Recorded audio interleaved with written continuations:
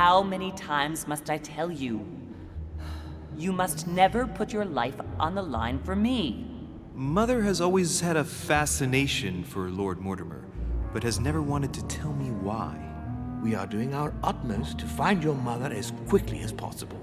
Without your mother, hundreds of men of the cloth would have gone to the guillotine. All I can tell you is I'm looking for my sister. Do you believe your mother capable of torturing a child? An agreement for cannons. Lord Mortimer assured me that you are to take over the project on behalf of your mother.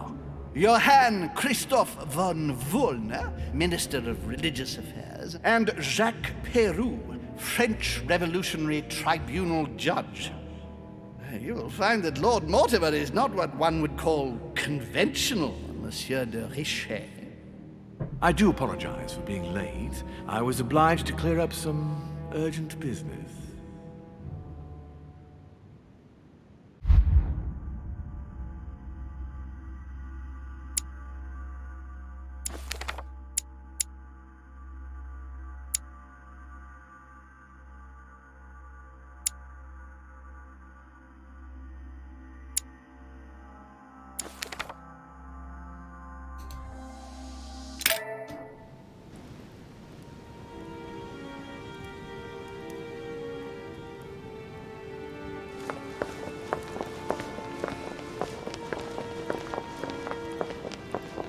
At last we meet, Monsieur de Richet.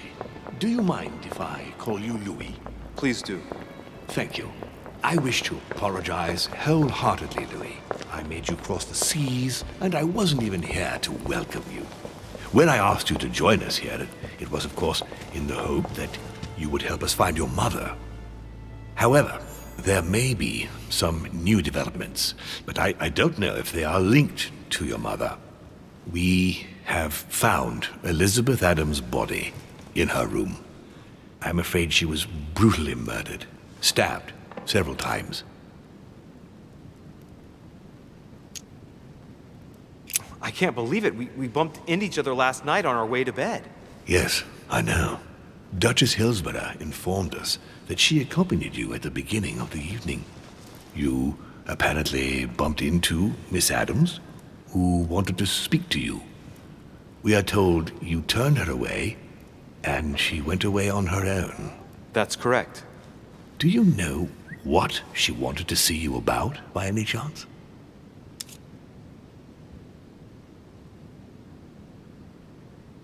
She seemed upset about something. I thought she was under the influence of alcohol, but we didn't really speak. Pity. The poor child was probably trying to find help. I thought it could wait until tomorrow. Apparently not.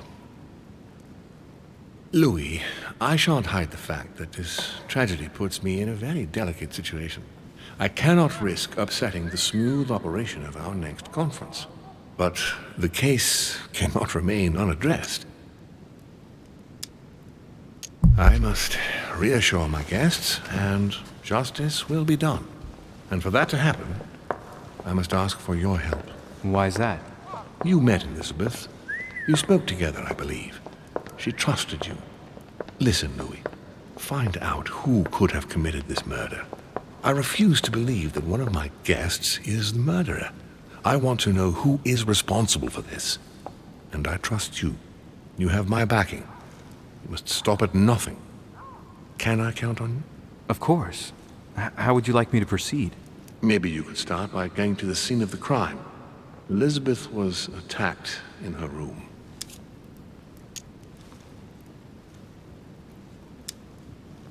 Can you tell me anything else about what happened? Now, Louis, I wouldn't want to influence you. Get over there and form your own opinion. Do you have any suspects in mind, my lord? I spent most of the night talking with Sir Gregory and His Eminence Piaggi, so I think you can remove them from the list of suspects. Monsieur Bonaparte and President Washington left the party after midnight, I believe. They were tired and went up to bed. Right. I'll get over there immediately. Thank you, Louis. Now, once you've finished, come back and let me know your findings. I'll be waiting. And Louis, you've got permission to search through the guests' rooms. They've all been notified and they agree.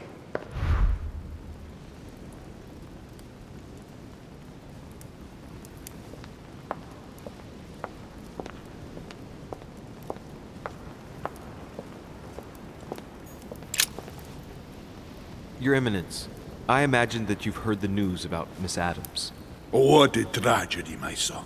How could such a thing have happened? That's exactly what I'm trying to find out. Did you notice anything out of the ordinary last night? I saw the young French soldier, Bonaparte, I believe, hanging around near Miss Adams' room.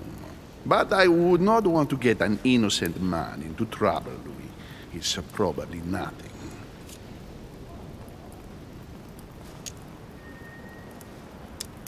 Not to worry, Your Eminence. If he is innocent, then he has nothing to fear. Do you know why Monsieur Bonaparte was hanging around her room like that? Well, I wouldn't be surprised to learn that the dashing young soldier had become infatuated with a fragile young woman who looked a bit lost. But I don't think he got a very warm welcome. Bonaparte and Adams? But they didn't even know each other, did they? I couldn't say, Louis. But if I were you, my son, I would talk to Monsieur Peru. You remember how violently he set upon Miss Adams. Oh, don't worry. He's on the list of suspects.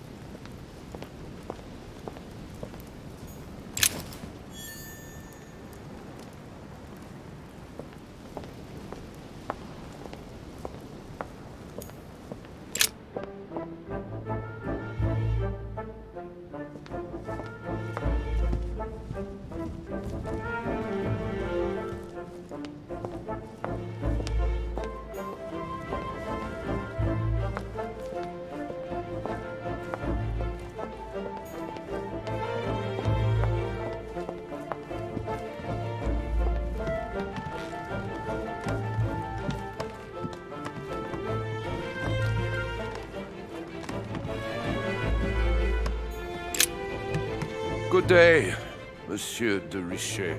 Mr. Volner, are you looking for anything in particular? Next to Elizabeth's room?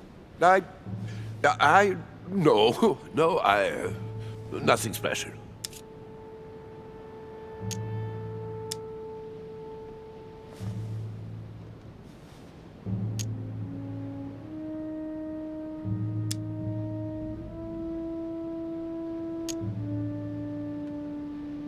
Has anyone told you that Elizabeth was killed last night? Yes. Rumors spread quickly. Huh. He looks very put out. It's horrible. How did it happen? I can say nothing to you, sir. You'd better follow your host's instructions and stay in your quarters. I shall leave you now, sir. I will return to my room.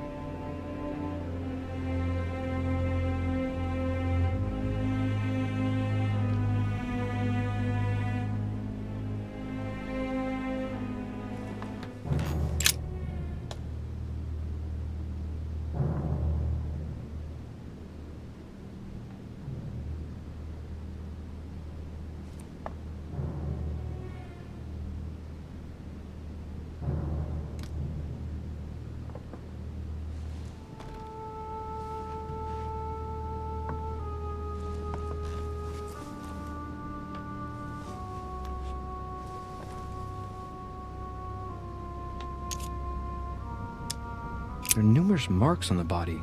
She must have fought like a lion. It couldn't have happened without a lot of noise.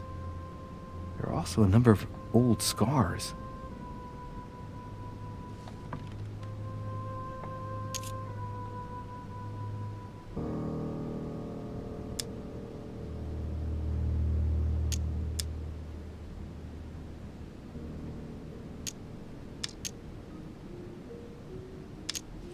Scarring, ugh.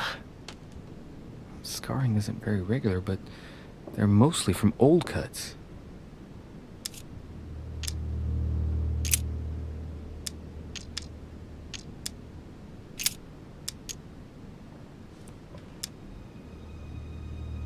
People who scar themselves in this way generally do so to relieve some kind of psychological suffering. By trying to master the pain, they establish their self-control.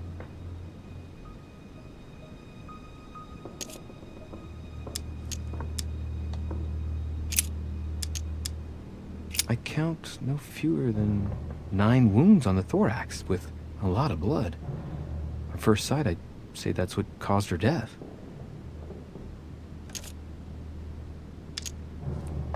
Some of these tattoos are veritable works of... What's that? The skin between her breasts is different. Bloody hell! This tattoo was drawn on a page of leather and stitched onto her skin. Probably during childhood. If the scars are anything to go by. It's the same kind of tattoo as on the rest of her body.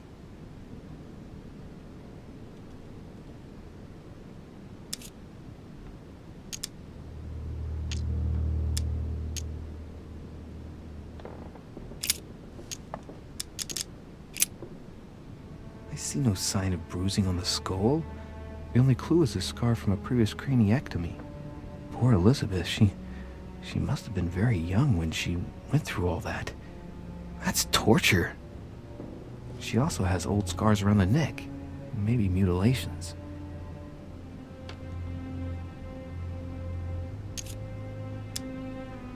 She bled from the nose.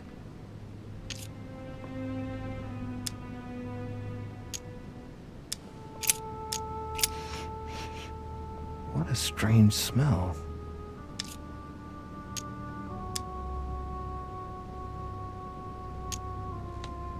Laudanum. Certain courtiers use it to get drunk.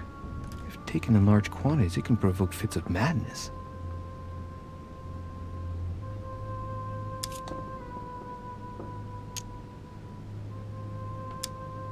Her breath smells of alcohol and of laudanum. People use it to relieve pain.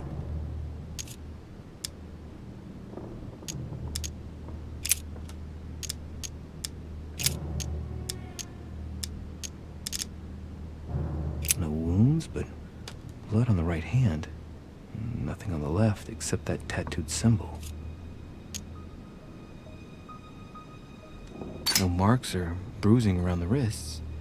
It doesn't look like she was tied up or held by force.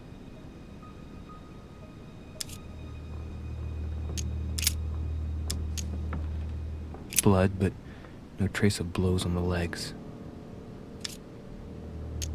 More tattoos, similar to those on the rest of her body. The direction of the blood streaks caused by the wounds to the thorax show that she was standing when she lost blood. This proves that she was standing when she was assassinated, possibly held by someone or something.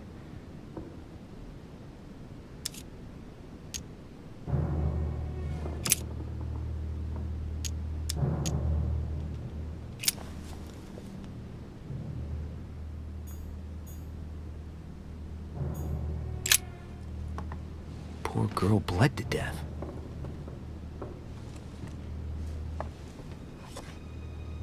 Whoever left that footprint has boats for feet. That's at least a size 15. Where's a size like that here? Peru? Washington, maybe.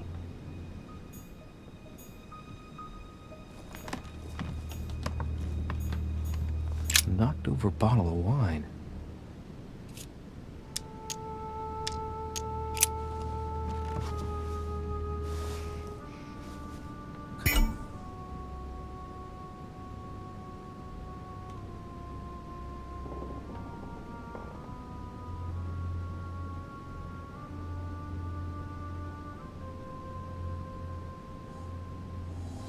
honk is that? Hey, it's a Bordeaux. That's a Chateau de Briand. It's a great wine.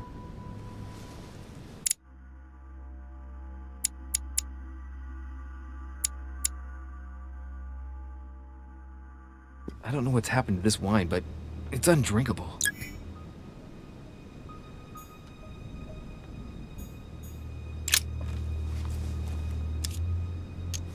The blade is short and thin, well sharpened, apparently. It's covered in blood. Still fresh.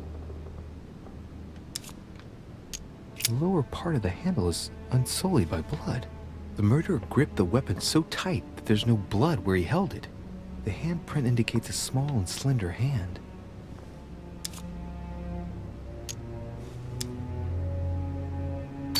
The handprint on the handle is really small. I can't imagine a man with a hand that size. It must be from a woman's hand.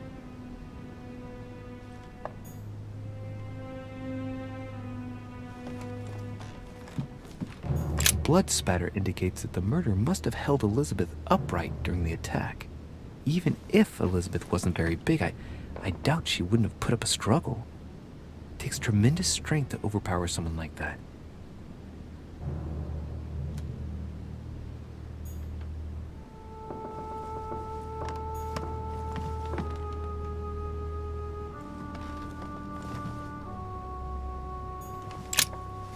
Vials of laudanum. The label shows that this laudanum comes straight from America. I wonder if Washington's involved.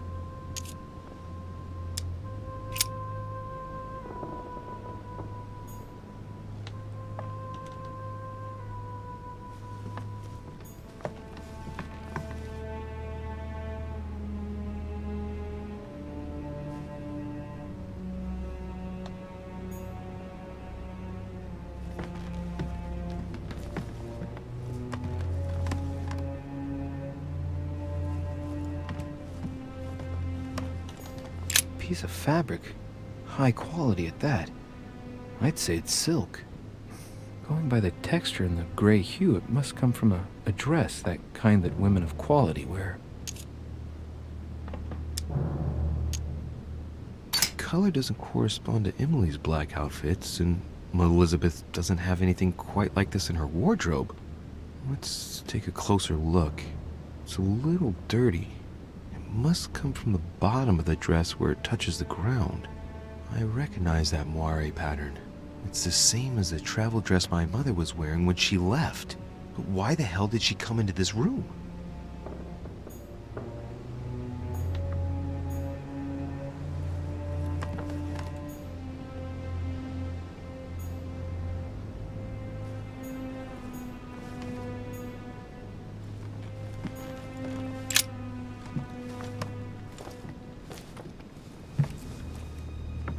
Pistol?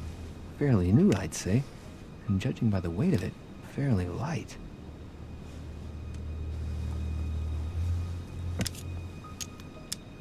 A tribute engraved on the barrel.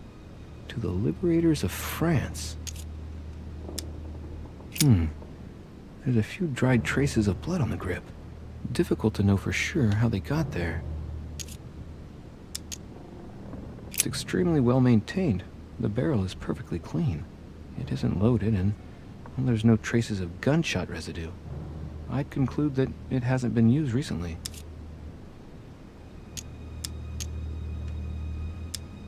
Right. I shall have to find its owner.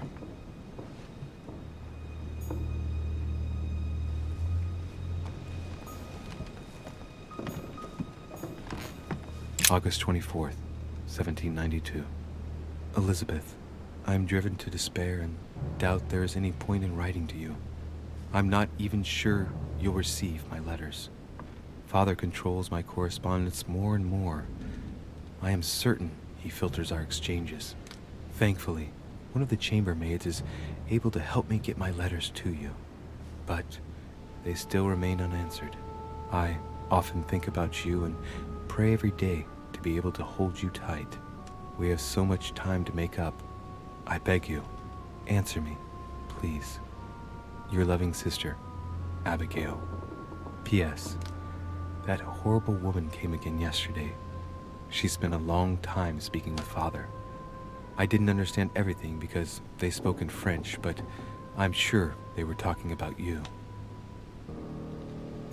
June 11th, 1791. My dear Elizabeth, your last letter gave me much cause for concern. Your words were so cold, as if emotions no longer matter to you. Father maintains that the secondary effects of your treatment still trouble you, but that they will soon subside. Should I believe him? I cling to the belief that we shall soon see each other again, at long last. Right soon. Your loving sister, Abigail. P.S. Don't forget to tell me what present you want.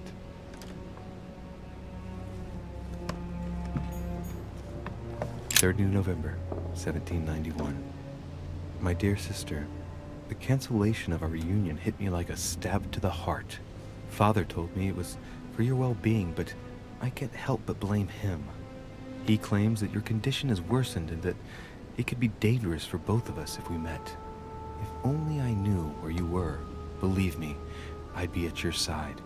I haven't received any news from you in a long time. Please write. Your loving sister, Abigail. P.S. I hope you like the enclosed talisman.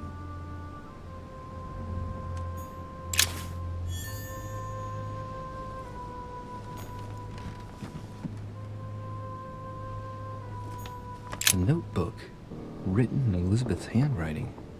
It is written in a mix of several languages. Not too easy to work out.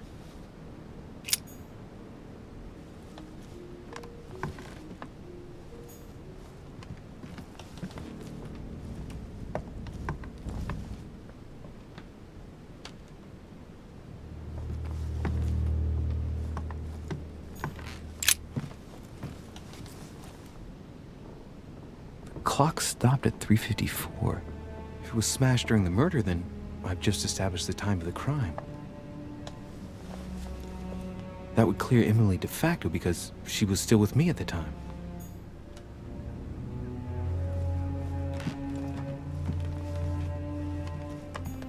My dear Elizabeth, I'm writing to inform you of some unfortunate news. We won't be able to meet as planned on the first Sunday of May. I've been told that you're no better, and, unfortunately, your brothers and I are absolutely snowed under by the work required to govern this new country.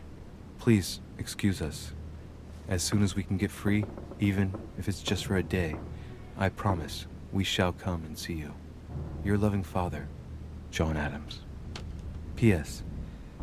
Don't hold it against your mother. She still isn't ready. Please don't judge her.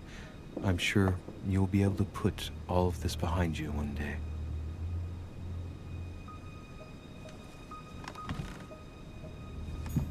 Has Sir finished with this room? No, I haven't gone over everything yet. Sir may take his time. When Sir would like to leave, Sir has only to tell me.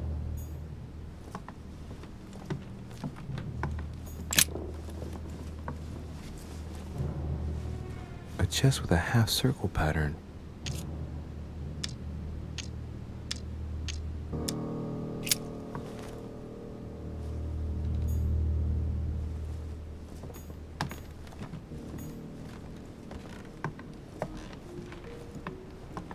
Pentagram.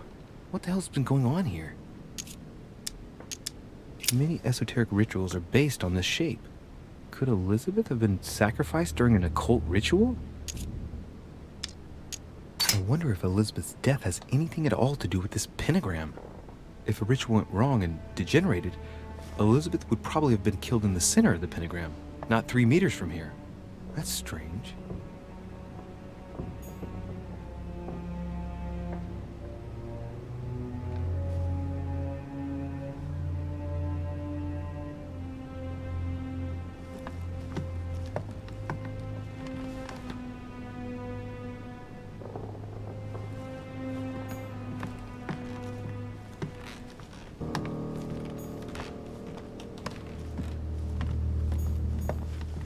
Has Sir finished with this room?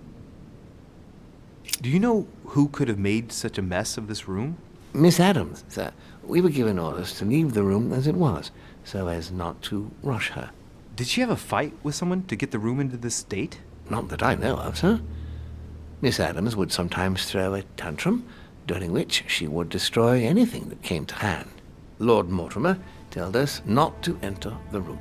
Thanks for that information. You are welcome, sir. Has Sir finished with this room? I know enough now. Thank you. Very well, sir. Sir may return whenever need be.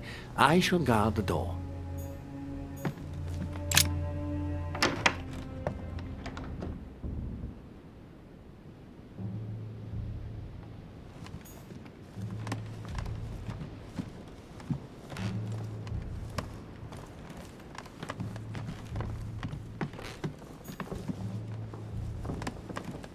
President George Washington.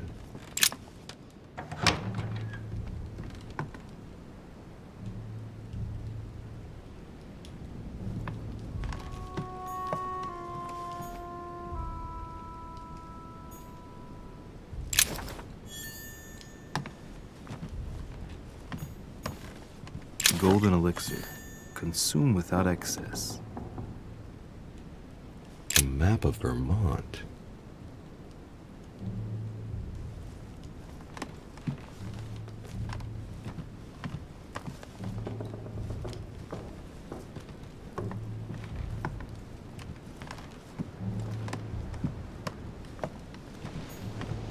It looks like a note between Emily and Washington about trade deals.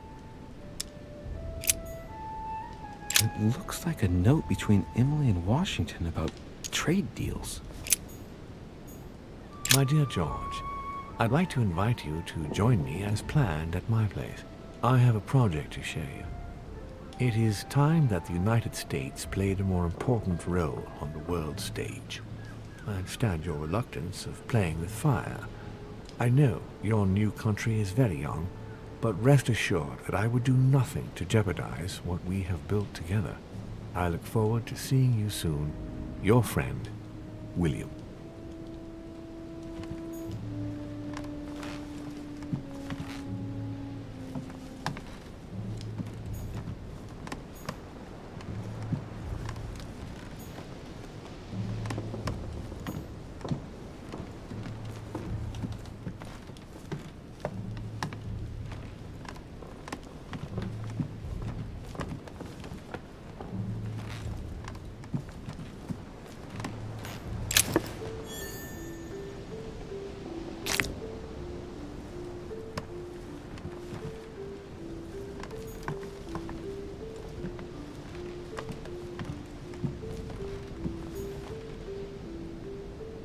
Portrait of George Washington.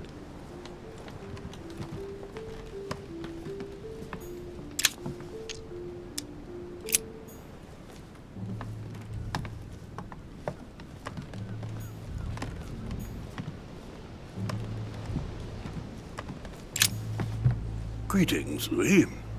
Mr. President, you can guess why I'm here. Of course. Lord Mortimer has sent me to ask you a few questions about last night. It's... How am I going to tell Elizabeth's father that she's dead? I know, Mr. President. I shall endeavor to find out the truth about this tragedy. I must ask you to help me, though. Please. Find the degenerate pig who did this, Louis.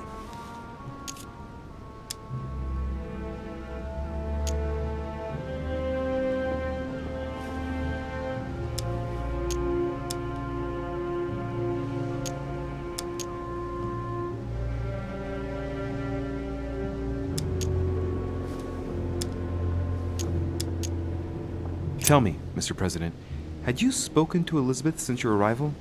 You know her father. You thought she was dead. No, I didn't. And I believe I'll be taking my remorse with me to my grave.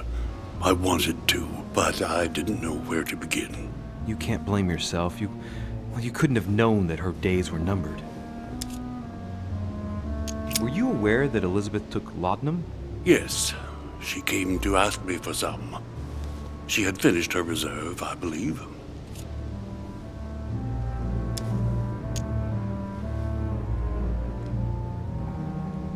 Did she tell you why she was so desperate to get some, Mr. President? She said she had terrible migraines that wouldn't go away. More likely for the voices she heard, and not the migraines.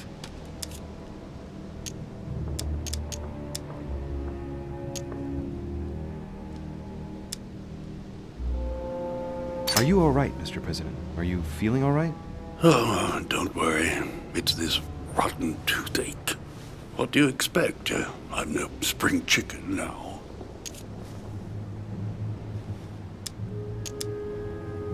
I'm talking to all the guests to find out who has an alibi and, well, who doesn't, Mr. President. Can you tell me what you were doing last night so that I can strike your name off the list? I spent the night right here, reading. All night? Exactly. Emily stopped by in the middle of the night, you can ask her. She wanted to talk about some business we have in common. Anything whatsoever to do with Elizabeth? Not at all, Louis. A business matter.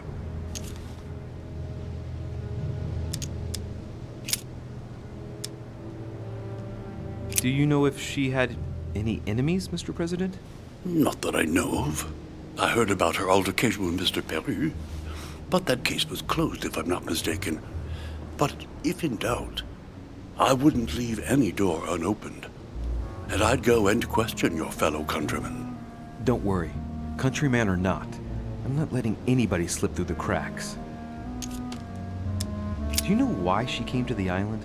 To get help, if I'm not mistaken. Isn't that right? Indeed. Sir Gregory suggested to her father that he introduce her to Lord Mortimer to see if he could help her.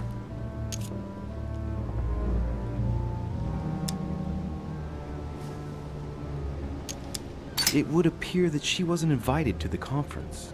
That doesn't surprise me. The poor girl was in no way concerned by our business, and she had no political clout. So, I don't understand why Sir Gregory invited her during the conference of his good friend Lord Mortimer. He must have realized that he wouldn't have much time to grant her. Preparing a conference does not seem an easy task. On the evening of our arrival, Lord Mortimer didn't even welcome us, what with his being so busy and all. Yes, you're right, Louis. I didn't think of that. It is indeed rather surprising. The easiest thing to do is simply ask him, you know. Of course. Mr. President, we found a footprint at the scene of the crime. Not a dress shoe, I hope. That's all I wear. No, rest assured. It looks like the print of a big ankle boot. A large size, I'd say. Perfect. That should help you, Louis. It's a clue.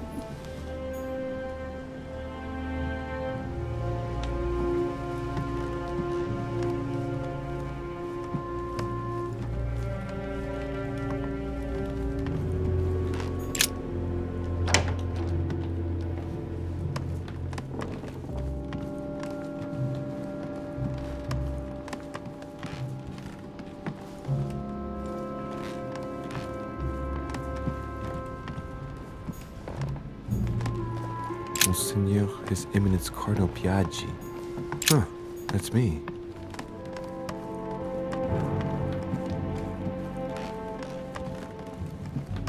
Duke Manuel Godoy.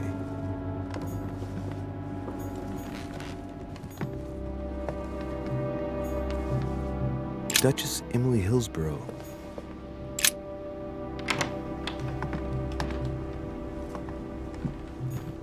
King George III in coronation robes.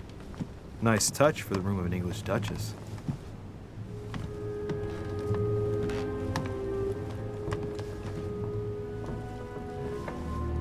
Dear E, I received your last letter.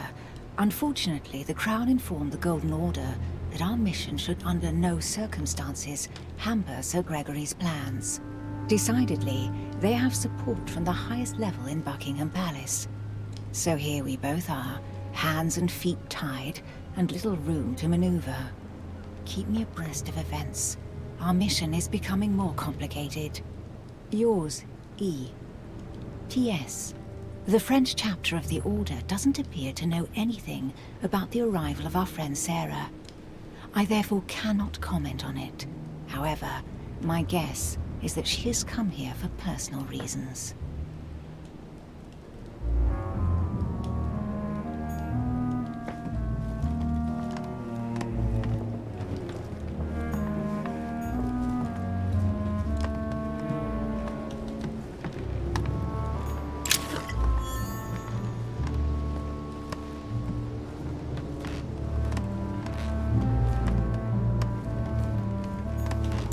from William Pitt the Younger, addressed to Emily. He's the present Prime Minister of the United Kingdom. Emily has indeed some powerful backers. Madam, thank you for consoling the Queen. The King's situation is worsening, but I wager he'll recover from this present fit. Next time you speak with Her Majesty the Queen, would you please be so kind as to ask her to look into my petition to raise taxes with the King? I will personally see to it that our nation will recover from this impasse. But King George's mental situation is slowing down our decision-taking. Thank you in advance for all your help. William Pitt, Prime Minister of the United Kingdom of Great Britain.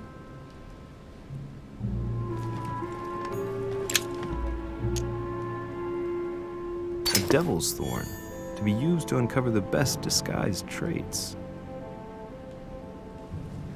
A letter from William Pitt the Elder, addressed to Emily. He was the English Prime Minister. This letter dates from 15 years ago now. Madam, I shall never thank you enough for all your care and attention. I shall be indebted to you until my last breath. If you have any request of me, you only need ask. With regards to my son William, I shall never thank you enough for looking after him. You know the latter's preferences, and you will understand he needs you desperately. For that, and as agreed with Queen Charlotte, our friend Duke Hillsborough will carry out his task and meet with you within 6 months. From then on, you'll be free from want. Yours sincerely, William Pitt, Count of Chatham. 2 coils circle the lock.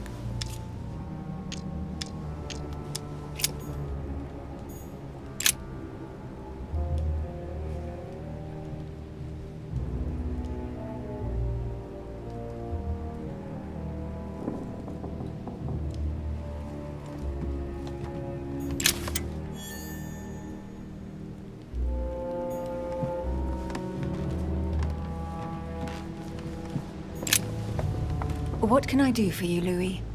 I've come to see you about last night's tragedy. Did you hear anything about what happened to Elizabeth? Yes, we all did. Rumors spread quickly, you know. How awful. I didn't know her well, but I hope at least the poor thing didn't suffer too much.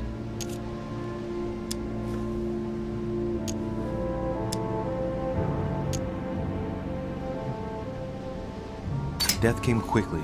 You can be assured of that. If such a senseless act can happen here, then none of us is truly safe anywhere.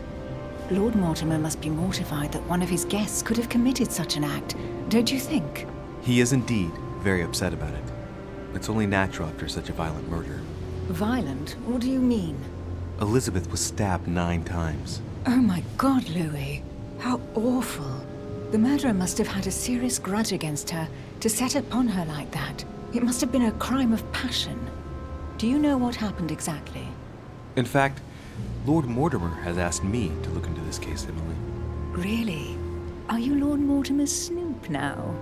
I'm doing it for Elizabeth, not to please Mortimer. Good for you. Quite right, too.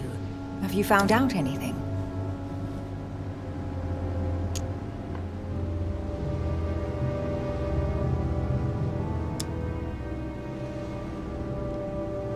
Did you and Elizabeth get to know each other?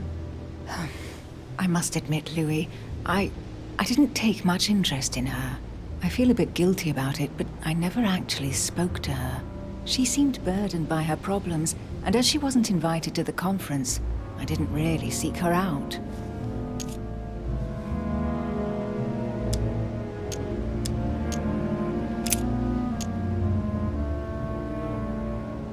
I hear you were in discussions with the Holy See.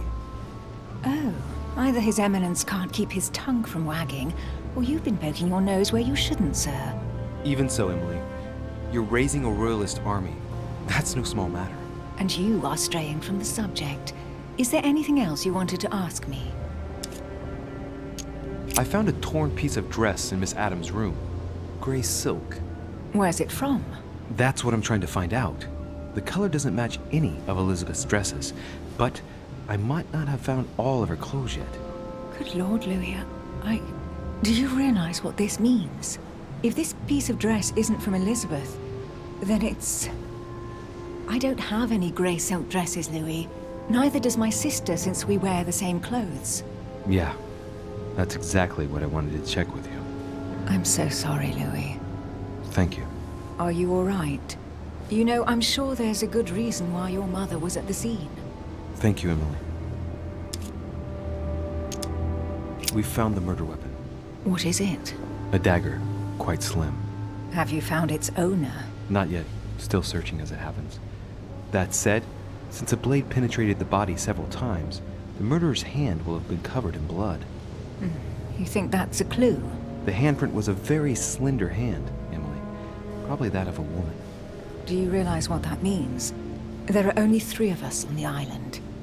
Bearing in mind that neither my sister nor myself had any reason to set upon the young lady, that means... I know, Emily. I know. Keep up your courage, Louis. I'm sure there's an explanation. You're bound to shed some light on it all. If what you say is true, Emily, I'm less and less enthusiastic about shedding any light on the subject.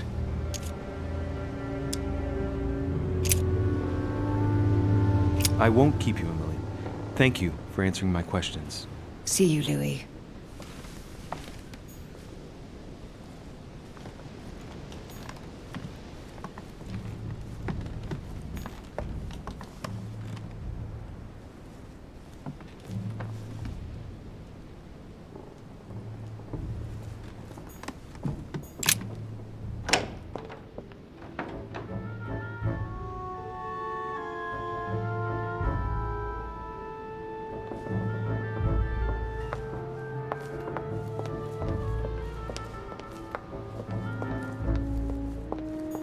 Monsieur Napoleon Bonaparte.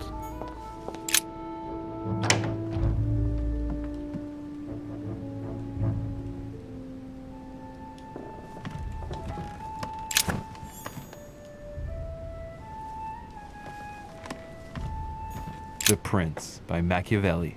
A perfect read for anyone with a surfeit of ambition. That might come in handy.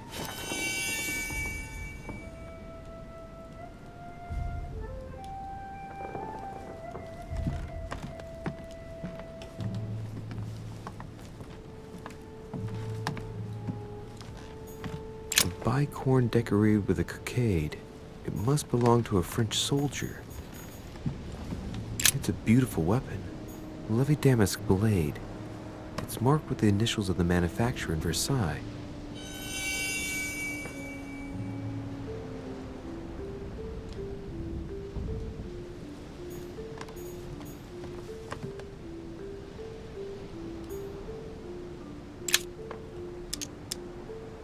Carmelite water. They say that if you drink this, it gives you a real boost.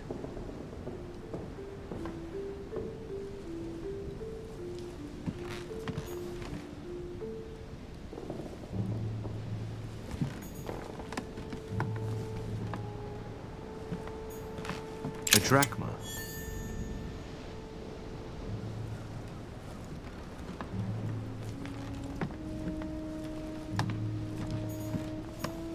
Fragment of amber.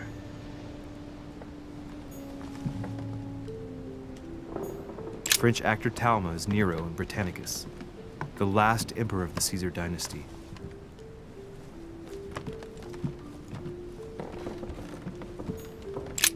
There's just one holster in Bonaparte's gear, and the pistol is missing. On the other hand, his cleaning equipment is in mint condition. That's typical of the soldier in him.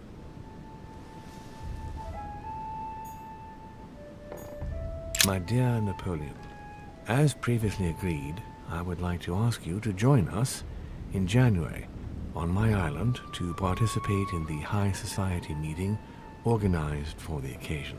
We shall be able to continue our discussion about our project for a new order for France. I have a proposition to make to you concerning your wish to put a strong leader at the head of France. I trust you to be discreet as to your coming. See you soon. Lord William Mortimer.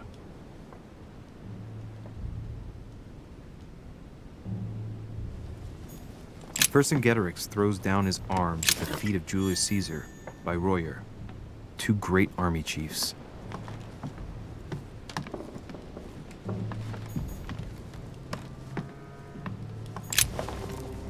Monsieur de Richet, please be quick. We are both very busy.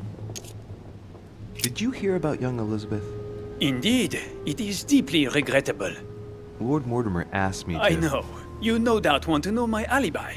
I spent the night downstairs playing cards. Can you tell me who was present at the game, please? Well, there were Lord Mortimer, President Washington, and Sir Gregory. Thank you. Ah, and His Eminence Piaget as well. Excuse me, I nearly forgot him. Poor soul. Did any of you leave during the game? Not that I know of, monsieur. I didn't exactly spend my time noting the other guests' comings and goings, but I don't think so. Thank you. Did you notice anything unusual during the evening? Nothing at all, except the luck of the devil of Lord Mortimer and Sir Gregory at cards. Did they win much? Oh la la, monsieur, they cleaned us out more like. But I plan on getting it all back before we leave. What time did the game end? I can't say exactly. As for me, I must have stayed until midnight. I was exhausted, couldn't think straight, so I preferred to go up to bed. On your way up to bed, did you notice anything out of the ordinary? No, not in the least. The whole manor was sound asleep. Not really. No.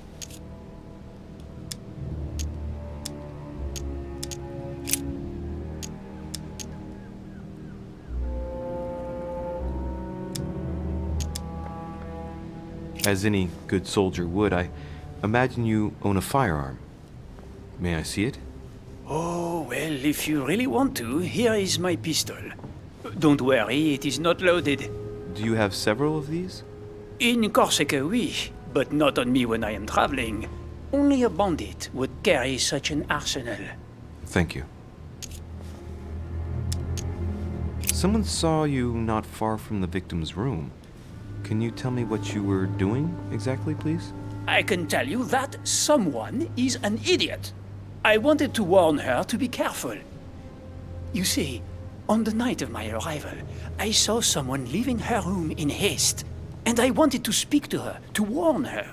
Unfortunately, the young lady slipped through my fingers each time. Now I know why. She had every reason to be worried. What an idiot I was not to insist. I could have helped her.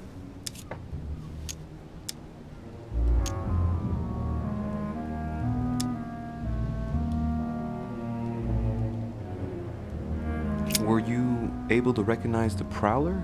Unfortunately not, no. It was dark, and Lord Mortimer was waiting for me. I was not really paying attention anyway.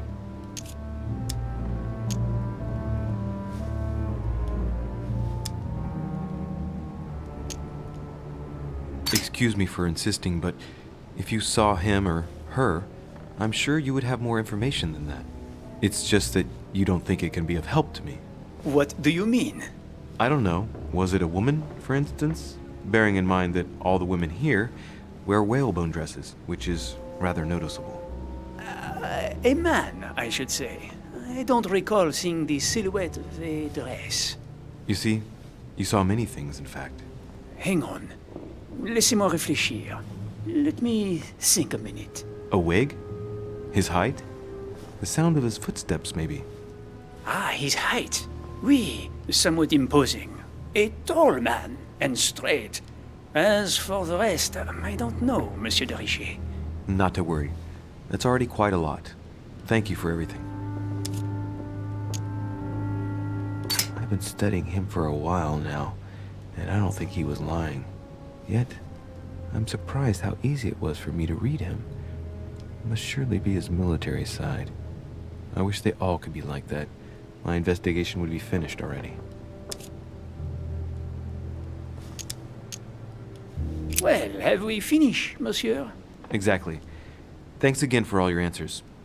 Good day.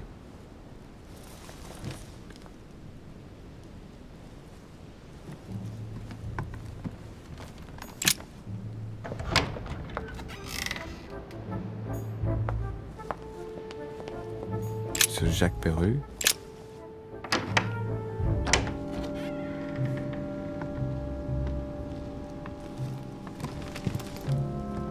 What do you want from me, de Richet? Greetings. It's fallen to me Cut that... the crap! Get to the point. We both know why you're here. And have you got anything to tell me? What does it matter? It's too late anyway. Do what you have to do and get out.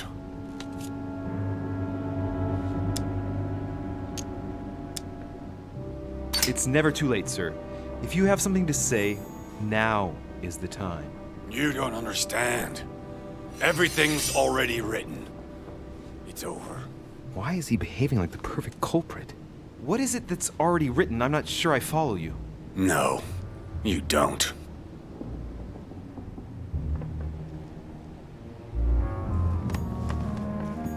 Nice decor for a revolutionary tribunal judge's room. A pattern with 4 circles.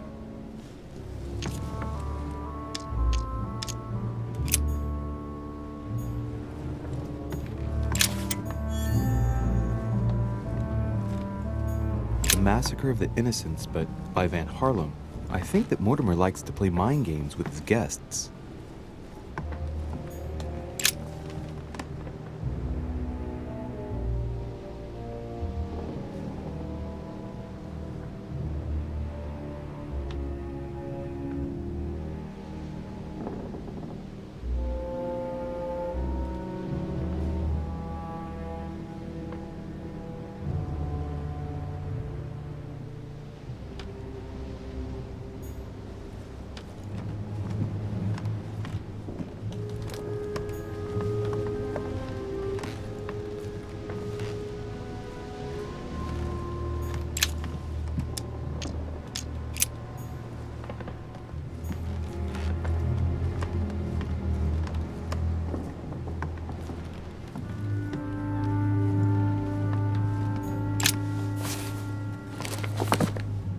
Records of the police.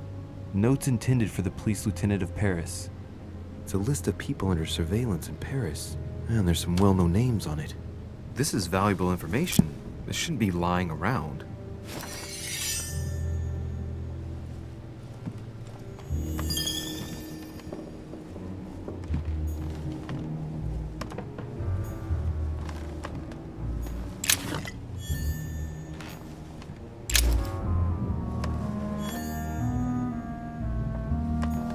Dear friend, please come and join us. We must meet about the ongoing operations in Paris. A boat will be waiting for you in Calais and will take you to Dover in England. From there, a carriage will take you to the port of Tintagel, where a frigate will be waiting for you and other guests, so you can meet up with me on my island as quickly as possible. I await your arrival. Lord William Mortimer.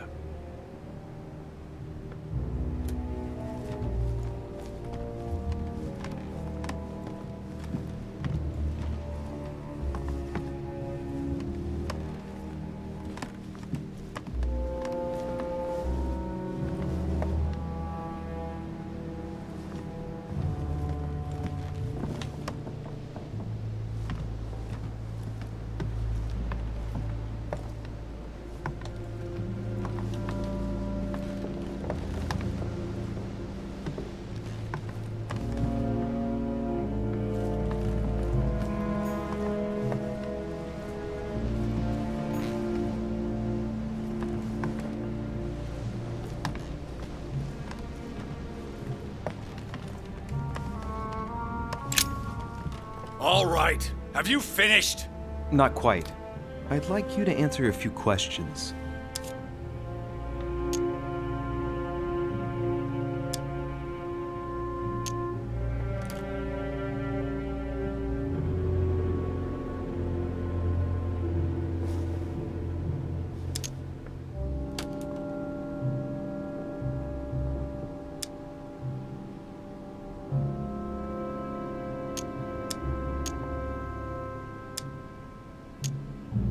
You were armed the night of my arrival. Can I see your weapon?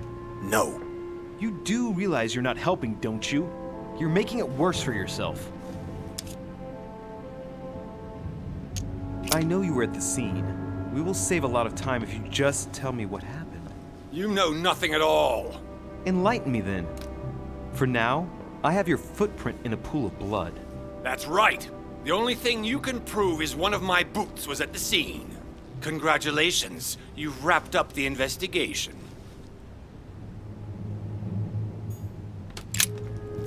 All right, have you finished? Not quite. I'd like you to answer a few questions.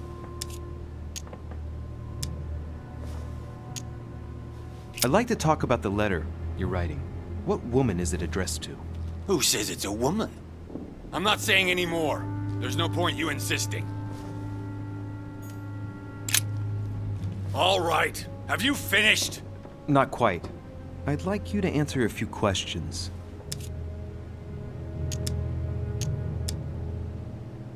Let's get right to it. Are you Elizabeth Adams' murderer? That is for you to prove, if I'm not mistaken, boy. You weren't expecting me to do all the legwork for you, were you? Lazy man. 2 days ago, I surprised you having a go at Miss Adams. What happened?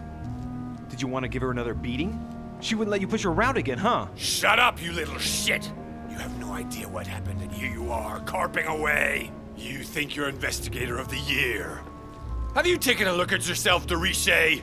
Didn't you get enough beating her black and blue the last time? I did not!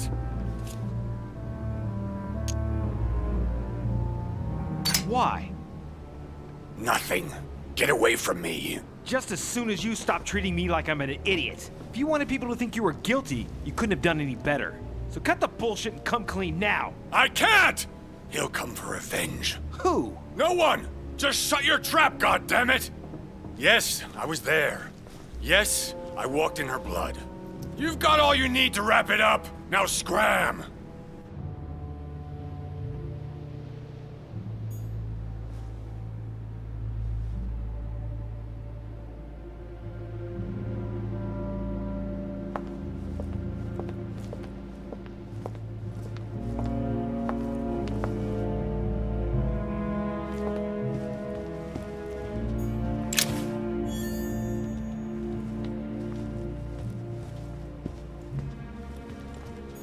A few leaves out of an old encyclopedia.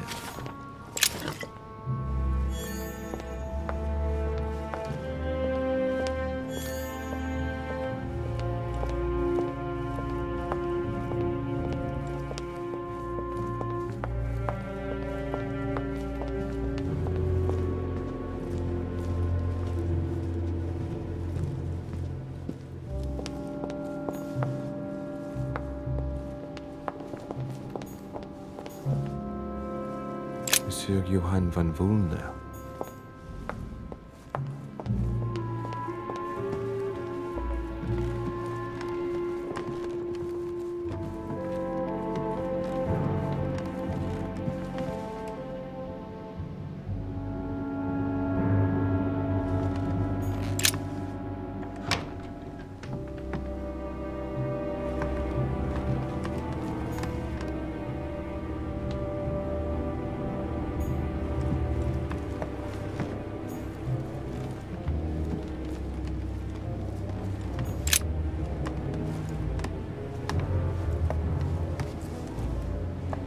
Pistol? Fairly new, I'd say. And judging by the weight of it, fairly light.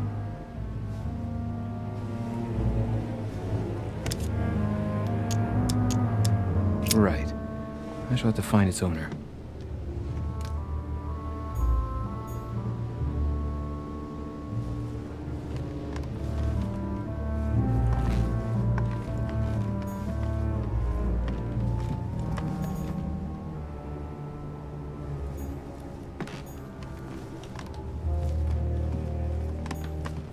Blood spatter indicates that the murderer must have held Elizabeth upright during the attack. Even if Elizabeth wasn't very big, I doubt she wouldn't have put up a struggle. It takes tremendous strength to overpower someone like that.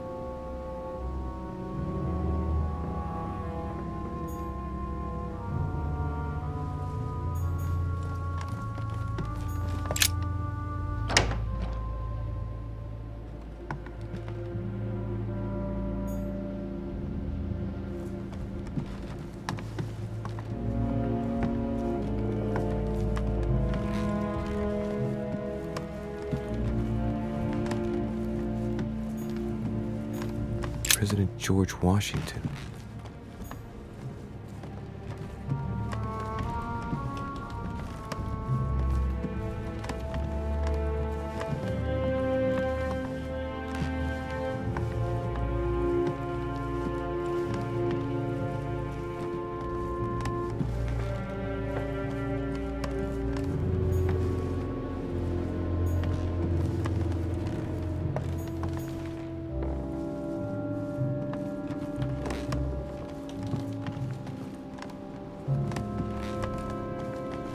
Duke Manuel Godoy.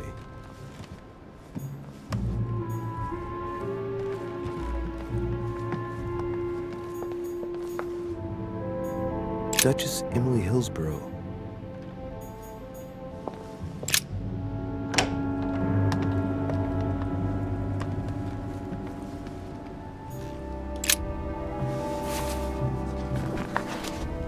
Grammar of Port-Royal. Ah, the artistry of the French language in all its splendor.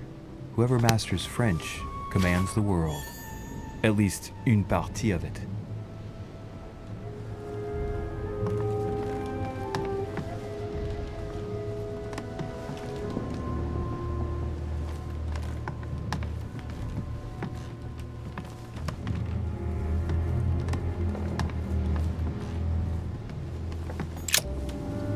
What can I do for you, Louis?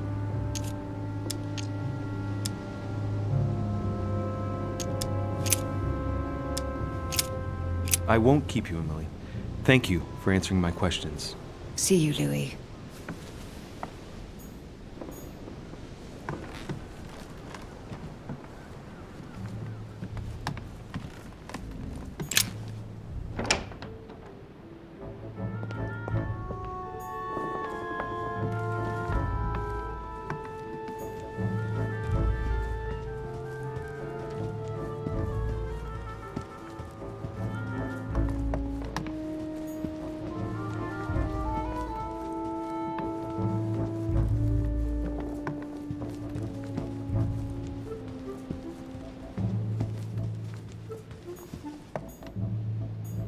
President George Washington.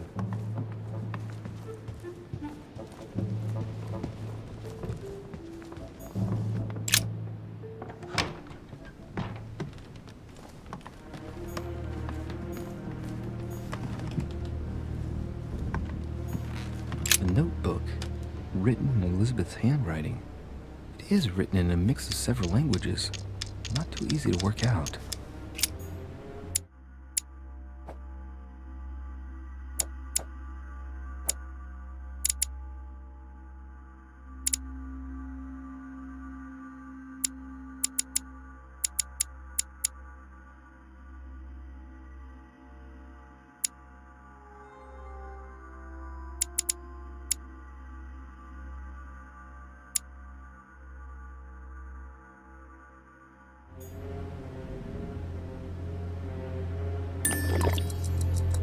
Notebook, written in Elizabeth's handwriting.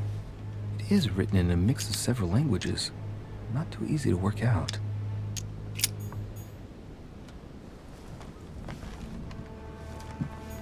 Piece of fabric, high quality at that. I'd say it's silk. Going by the texture and the gray hue, it must come from a dress, that kind that women of quality wear. It's a travel dress. The silk has been lightly waxed to protect it from bad weather. And I know the very woman who came up with the idea, given all the traveling she does. My mother. God help us. Why did she come here in the first place? The material appears to have undergone abnormal wear and tear. She must have been scouring the countryside, and that doesn't look good.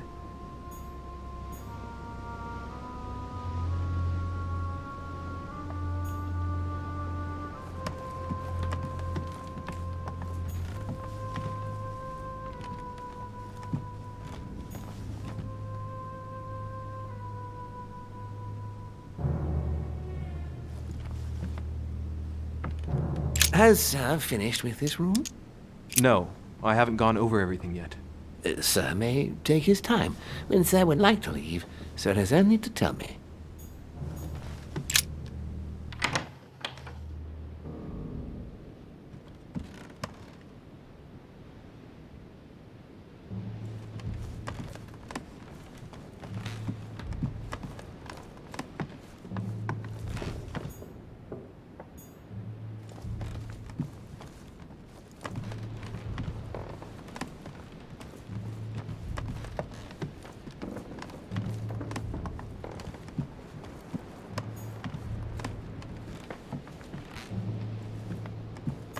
Monseigneur His Eminence Cardinal Biaggi.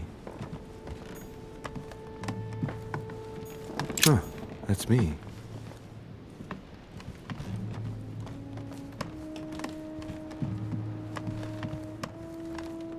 Duke Manuel Godoy.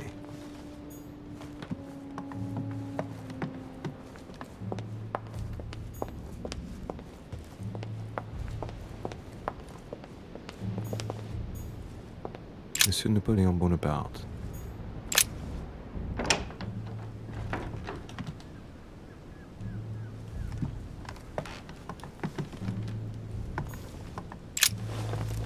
Monsieur de Richet, please be quick. We are both very busy.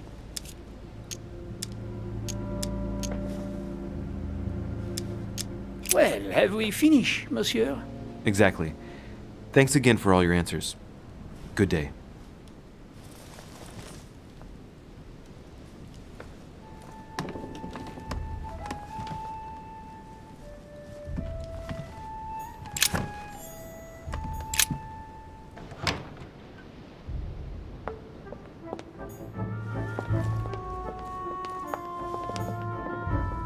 Sir Jacques Perru.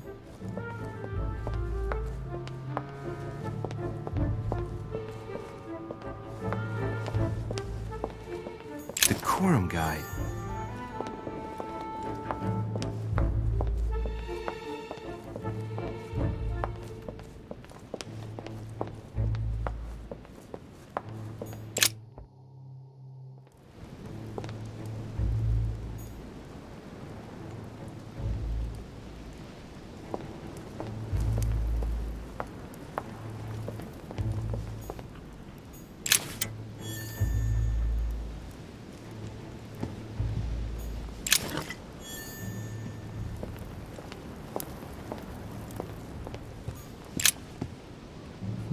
Which four-letter word could open this chest?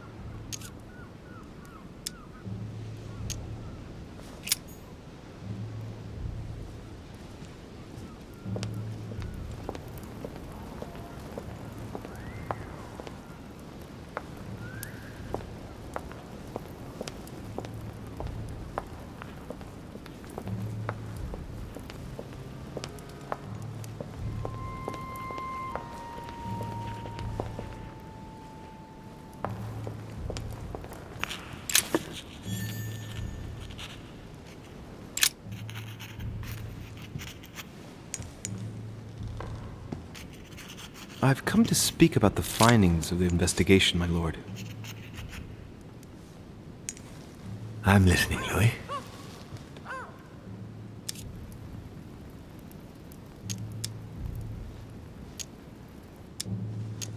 I believe I've identified the murderer. Really, Louis? All right then. Please think carefully before you give me your answer. This is a very, very serious accusation.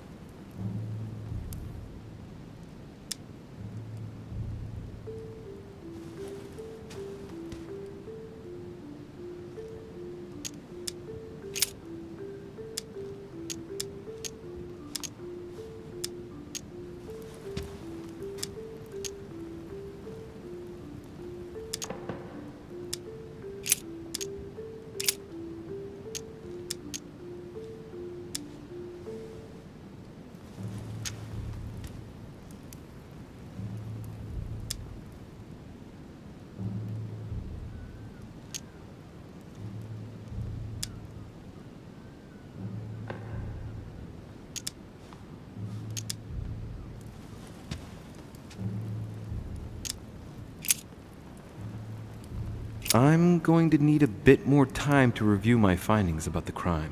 I do understand. All the more so as it's crucial not to make any mistakes when it comes to naming the culprit.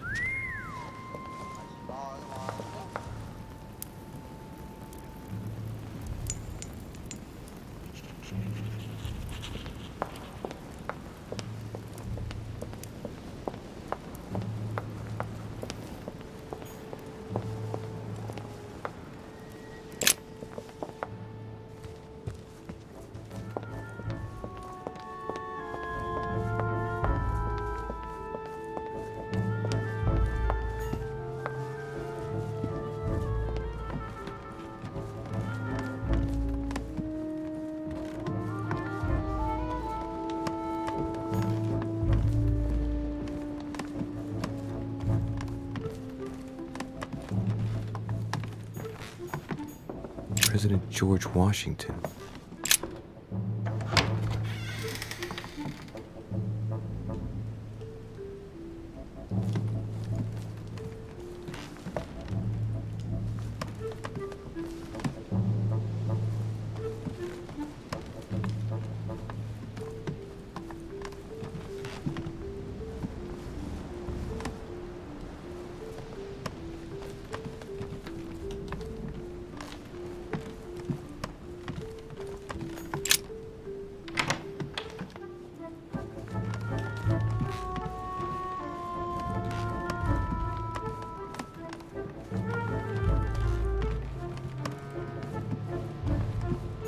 Monseigneur, His Eminence Cardinal Biaggi.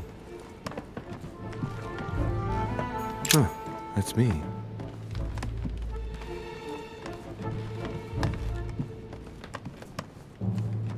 Duke Manuel Godoy.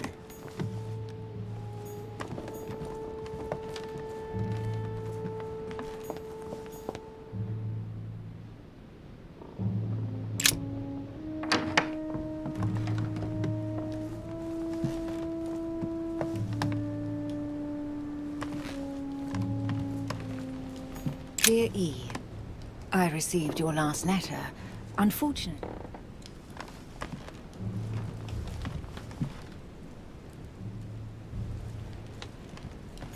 The Lady's Waldegrave by Reynolds, painted upon the request of the Waldegrave family, in an effort to find them a husband.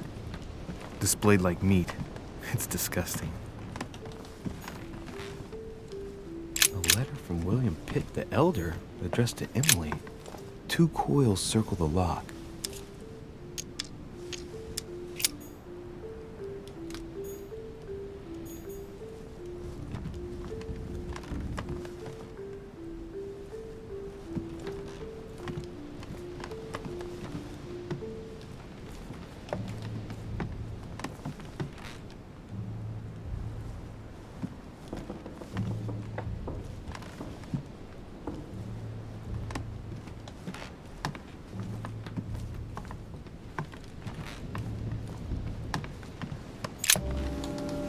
what can I do for you, Louis?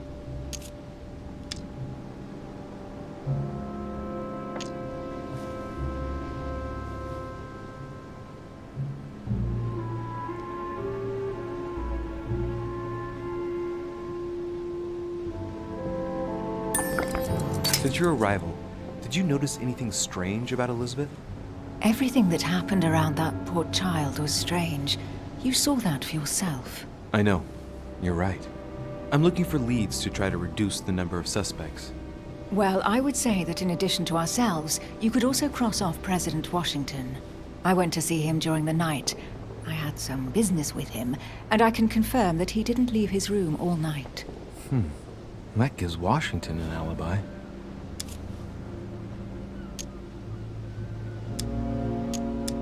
I won't keep you, Emily. Thank you for answering my questions.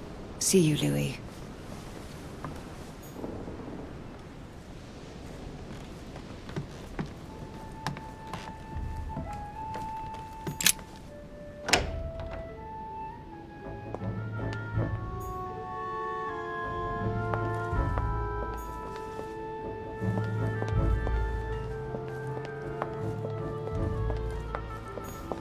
Monsieur Napoleon Bonaparte.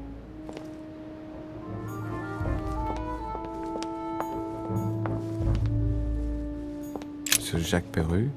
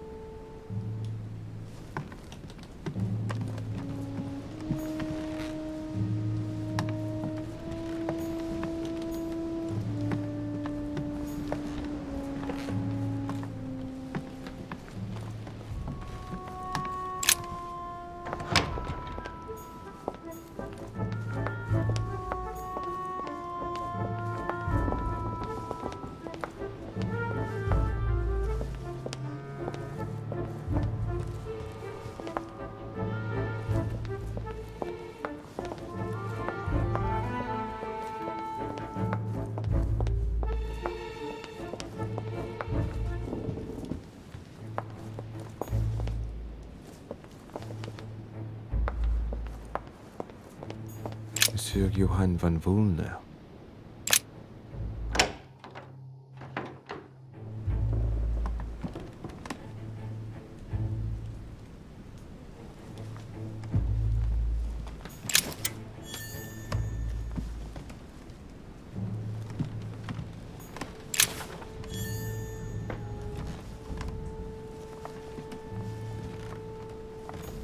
Honey, I couldn't have hoped for better.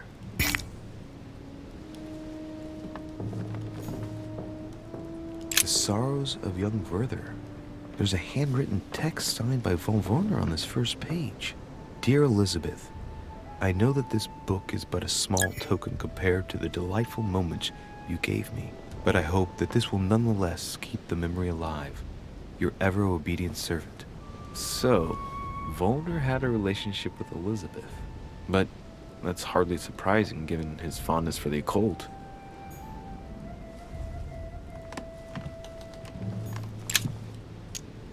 Golden elixir.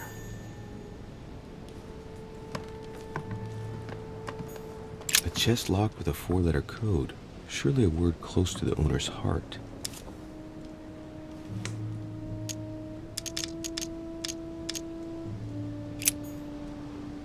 A chest locked with a 4-letter code, surely a word close to the owner's heart.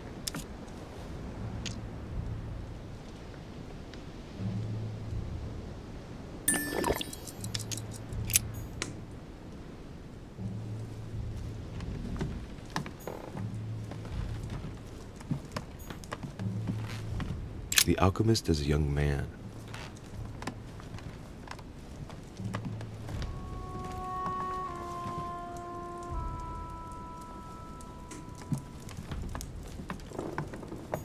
An old sesterce from Roman Gaul.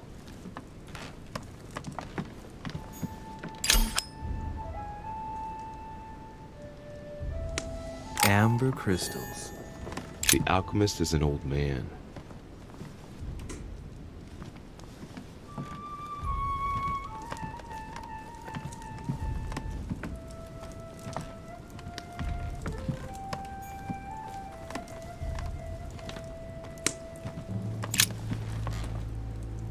What can I do for you, de Richet? Monsieur, Lord Mortimer has appointed me to investigate the tragedy that befell us last night. Oh, yes. It's horrible. Yes. How can I help, monsieur?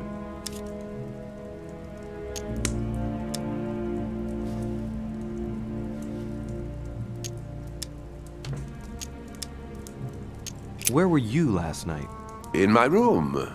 I read a few ancient manuscripts before going to bed, but I didn't stay up long. I was tired. Thank you kindly. Excuse me for asking, but did you know Miss Adams? Oh, she... not really, to tell the truth. No. I found the Werther dedication, signed by your hand, monsieur. Would you like to change your version now? Be careful, de Richet. Don't push your luck.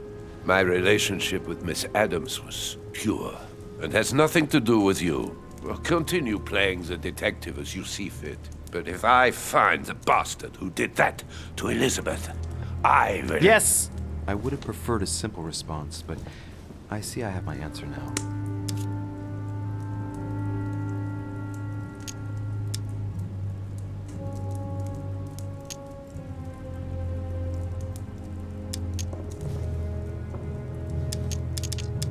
Exactly how long had you been seeing her?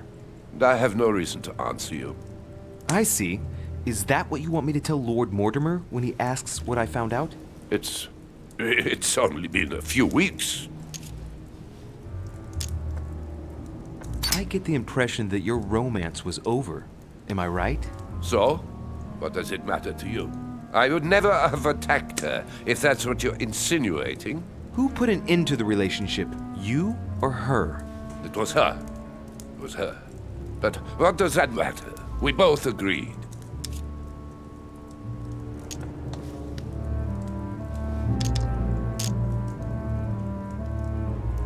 Please, tell me a little more about the nature of your relationship. That is a personal matter, monsieur. Yes, that is true. So, tell me. All right. It was passion. That's why we couldn't stay together. It scared her.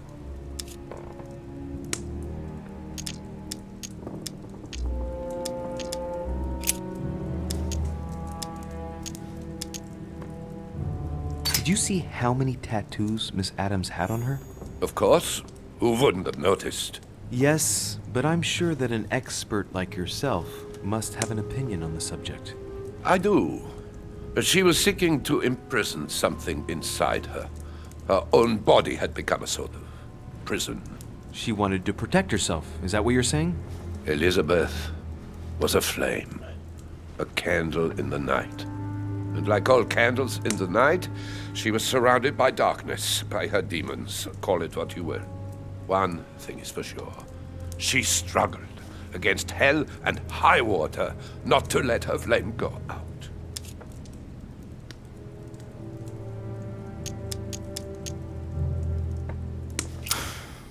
We finished. I'll have a look around and then take my leave. Do whatever you have to do.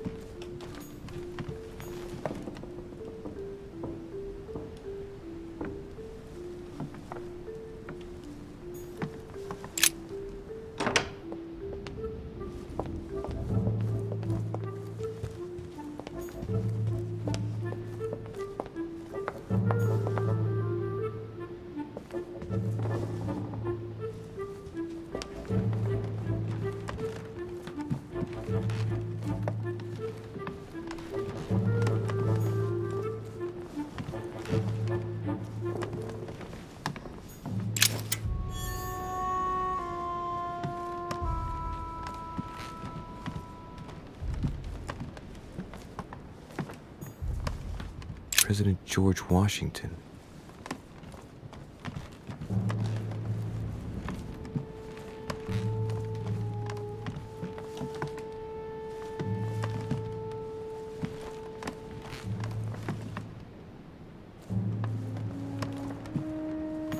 Monseigneur His Eminence Cardinal Piaggi.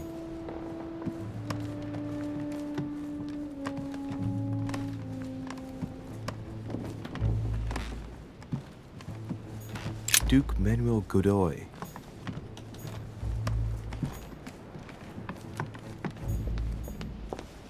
Duchess Emily Hillsborough.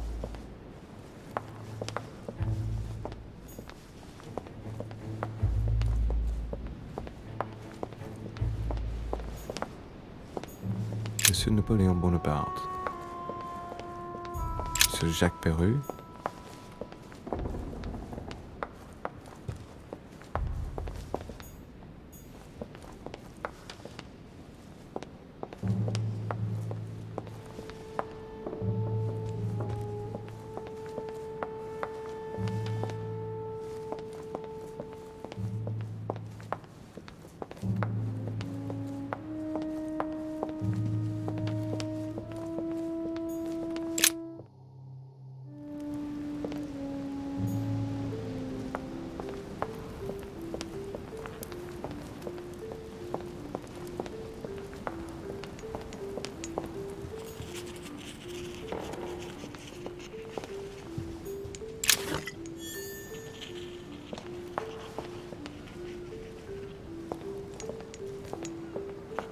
The Nightmare painted by Fuseli in 1781.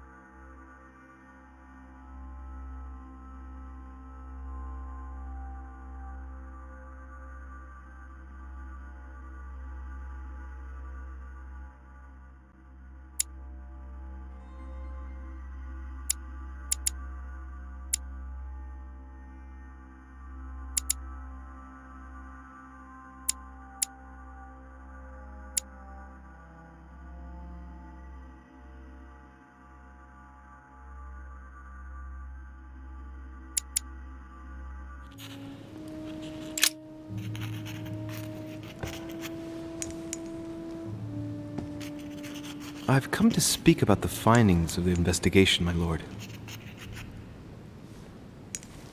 I'm listening, Louis.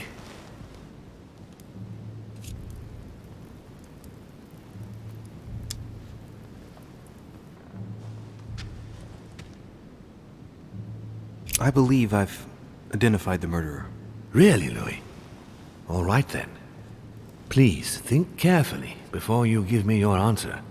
This is a very, very serious accusation.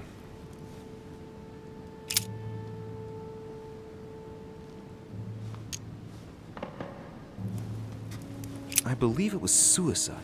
Suicide? Louis, I hope you have solid evidence.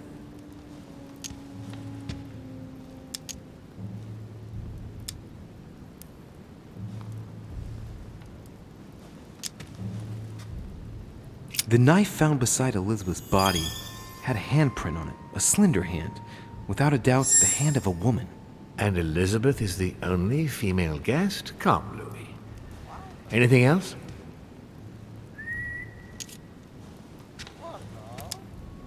She overdid the laudanum and the wine, probably to take away her anxiety. She could have decided she couldn't go on and acted while she was not her normal self. Sounds a bit far-fetched to me, but it isn't without logic. Anything else? She was covered in scars from previous acts of scarification. That proves that she was prone to harming herself. Her suicide was the culmination of this. What you say makes sense, but it's a little weak. Haven't you anything else? It is my conviction that she killed herself. So she stabbed herself 9 times? Really? That's very hard to believe, Louis. Louis, I'm afraid this is simply not sufficient. This is a serious accusation. I need concrete evidence. That is why I am taking over this case as of now. Right. It's time we spoke about your mother, Louis.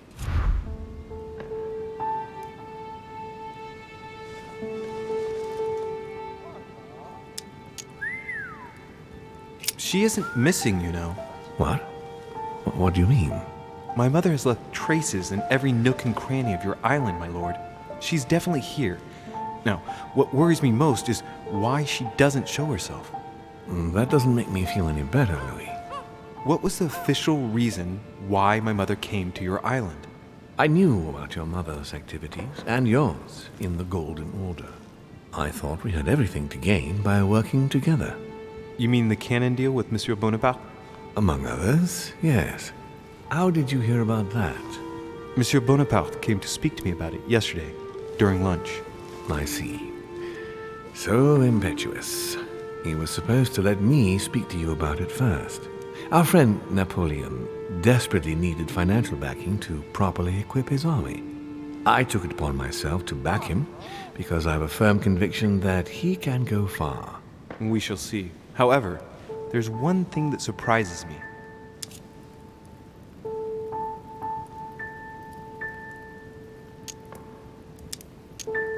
Isn't Bonaparte a bit young to deserve so much attention? Well, you come straight to the point. I like that. Indeed, if you knew just how much you remind me of him. Trust me, I'll wager that Monsieur Napoleon will soon prove himself. I'm working on it, at least. Once this deal was closed, I had big plans for Sarah. Such as what? You see, I've invited several influential figures on my island to present them with a project at the conference. It will be presented later today. I thought that the Golden Order had a role to play, and I still think so. I was hoping Sarah would be able to join us. I see. Indeed, if by chance your mother decided not to return to us before the conference, would you do me the great honor of attending? If only to follow the deliberations while waiting for her to duly take her seat. Why not? We shall see. Thank you so much. In this way, you'll be able to keep your mother informed of what is said. There's something else I'd like to briefly go over. Earlier, you asked me the official reason for your mother's presence here. Is there an off-the-record reason why your mother came here?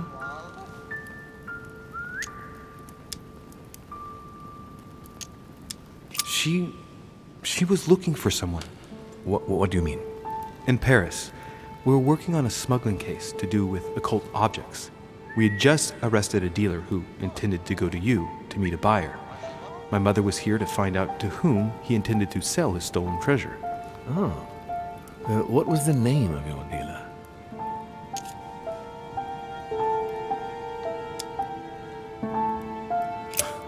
I can't remember exactly.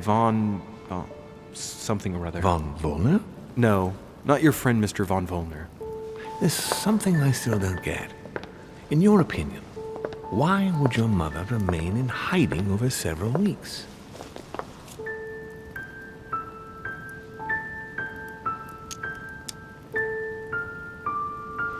Maybe she found something out. What do you mean? My mother has a gift for investigating.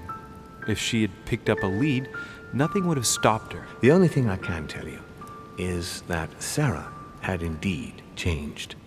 At the beginning of her stay here, we enjoyed spending time together, solving the world's problems.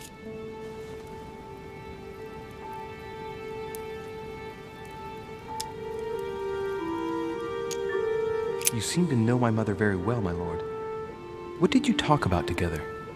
Oh, as soon as we had a little free time, we liked to share points of view about practically any subject. We would find ourselves embarked on interminable discussions that could go from Monsieur Blanchard's flight in a hot air balloon to the Treaty of Jassy, or the adoption of the metric system in France last year, or even Mr. Eli Whitney's invention in the United States. My mother must have undoubtedly taken great pleasure in these exchanges. She always was one to appreciate broadening her knowledge. I'm surprised she didn't get you started on the Crusades. It was her favorite subject. Are you joking? Sarah and I spent entire days together reliving them. It so happens that the Crusades are also my subject of predilection, especially the third. My ancestor distinguished himself brilliantly during the siege of Saint-Jean d'Acre. Unfortunately, my lord, the Crusades are not my chosen field. Well, it doesn't matter. You have plenty of time to learn. Your mother is a very well-read woman. You're quite lucky to have her as a model, Louis. Yes, I know, but I'm still very worried. I must admit, there are worse things to worry about now, Louis. What do you mean? Since she disappeared, your mother has been seen once. Her behavior on the evening of your arrival greatly surprised Gregory and myself. She resurfaced to attack Emma, Emily Hillsborough's twin sister. And she shot her with a pistol. Then, before Gregory could intervene, she ran off and disappeared again. I beg your pardon? Hang on. That means my vision on the wharf, it was actually happening inside the manor. Mother shot Emily's sister? The very person she came looking for? Why would she do that? Excuse me, but between that and the childhood of Lady Adams, it's all a bit much for me to cope with. I need to piece it all together again to see things more clearly. You said that you spent a lot of time talking together at the beginning. What happened for that to change? I'm afraid I haven't much to tell you. The more the days went by, the more she withdrew into herself. She never gave me an explanation, until the day came when she purely and simply disappeared. Where did she go when she wanted to be alone?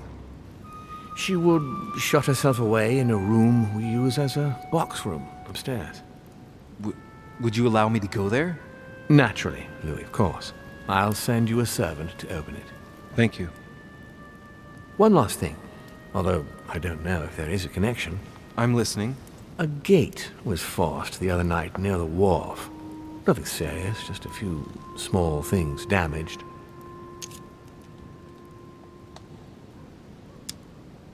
Sorry, my lord, but I was searching for leads to my mother.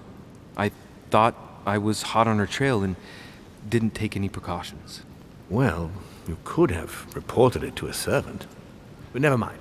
I shall put it down to your ardor and anxiety. However, please try to respect my state in future. I certainly will. Please accept my sincerest apologies. That's all I can tell you about the disappearance of your mother, Louis. I would like to have been more helpful. I shall stay on her trail and follow up any leads. Thank you. We will meet later on to welcome our last guest. In the meantime, I shall get someone to open the box room upstairs for you. Thank you.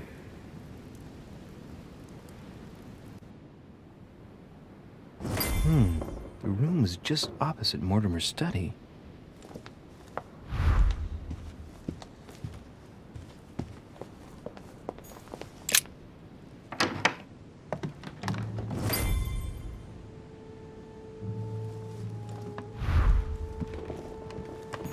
There are burnt papers in the chimney.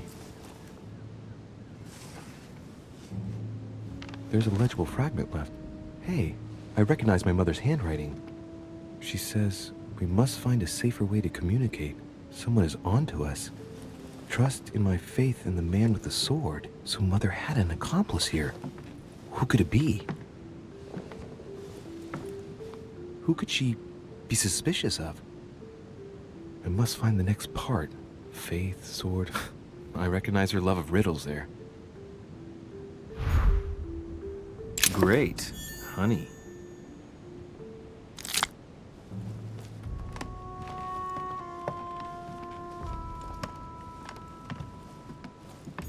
Dante's Paradise.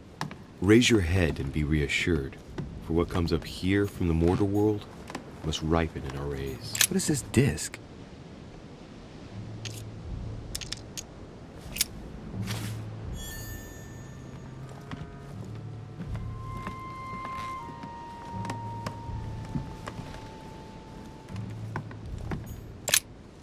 St. Paul on the Road to Damascus by Caravaggio. Caravaggio attained a magnificent command of black and the play of colors too. Paul facing an ordeal, the curtains of his illusions being raised, and receives the light from his Savior.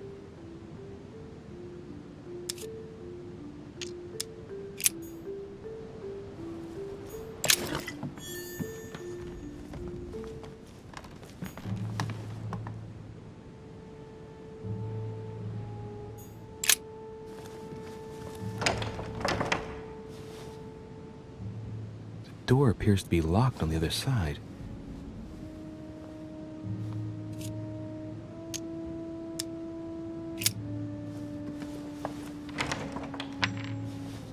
I think I heard something fall to the ground. A metallic sound, like a key falling to the floor. We'll see if it works.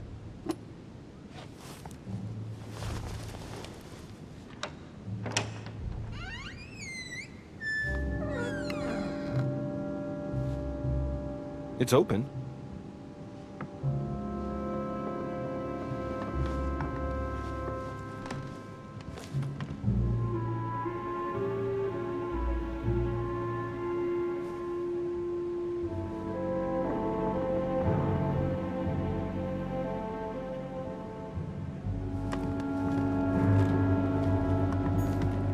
A chest with the occult symbol representing air.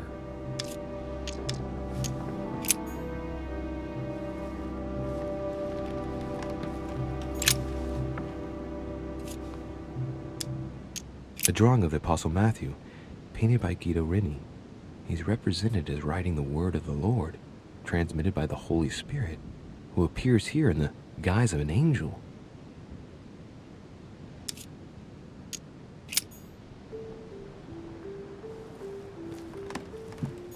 The New Testament. And it came to pass in those days that Jesus came from Nazareth of Galilee, and was baptized by John in Jordan. And as they did eat, Jesus took bread, and blessed it, and broke it, and gave it to them, and said, "Take, eat, this is my body." And behold, there cometh one of the rulers of the synagogue, Jairus by name. And when he saw him, he fell at his feet.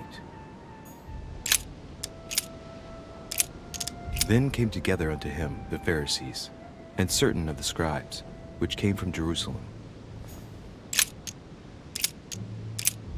He that believeth on him is not condemned, but he that believeth not is condemned already, because he hath not believed in the name of the only begotten Son of God.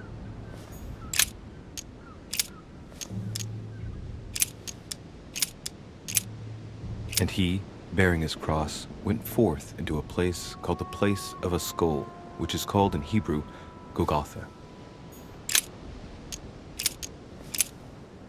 He that believeth on him is not condemned, but he that believeth not is condemned already, because he hath not believed in the name of the only begotten Son of God.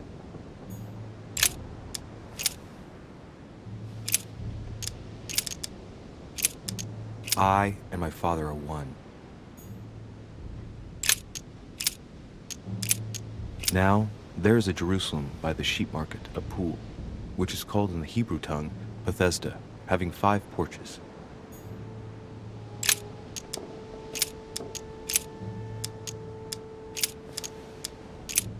And it came to pass the day after that he went into a city called Nain, and many of his disciples went with him, and much people.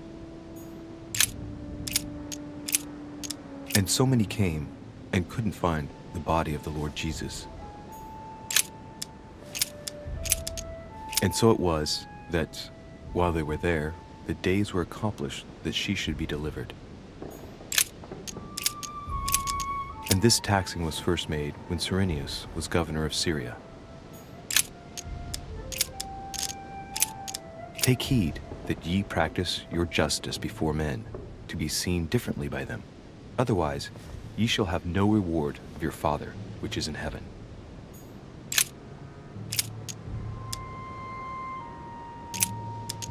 But Jesus turned him about, and when he saw her, he said, Daughter, be of good comfort. Thy faith hath made thee whole. And the woman was made whole from that hour.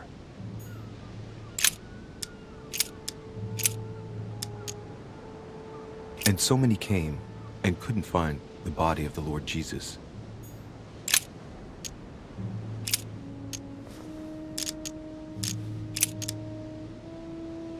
Take heed that ye practice your justice before men, to be seen differently by them. Otherwise, ye shall have no reward of your Father which is in heaven.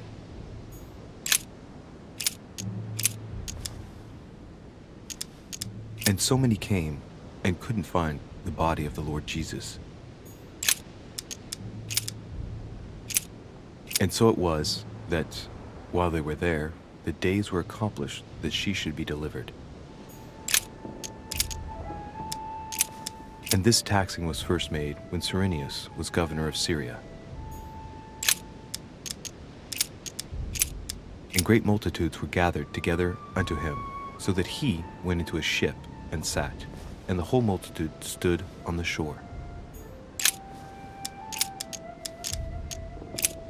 And said, For this cause shall a man leave father and mother, and shall cleave to his wife, and they twain shall be one flesh.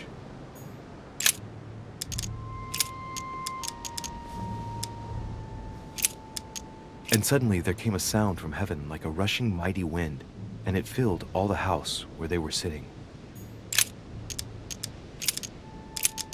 And there were 7 sons of one Sceva, a Jew, and chief of the priests which did so.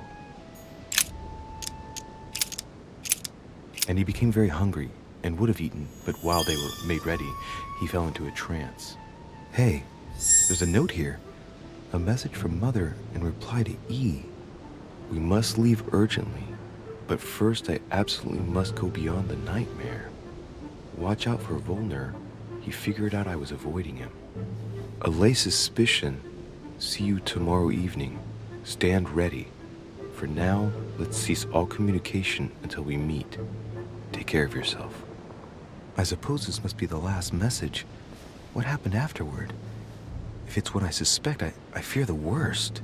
What did Mother mean by I absolutely must go beyond the nightmare. I must go beyond the nightmare. What does she mean by that?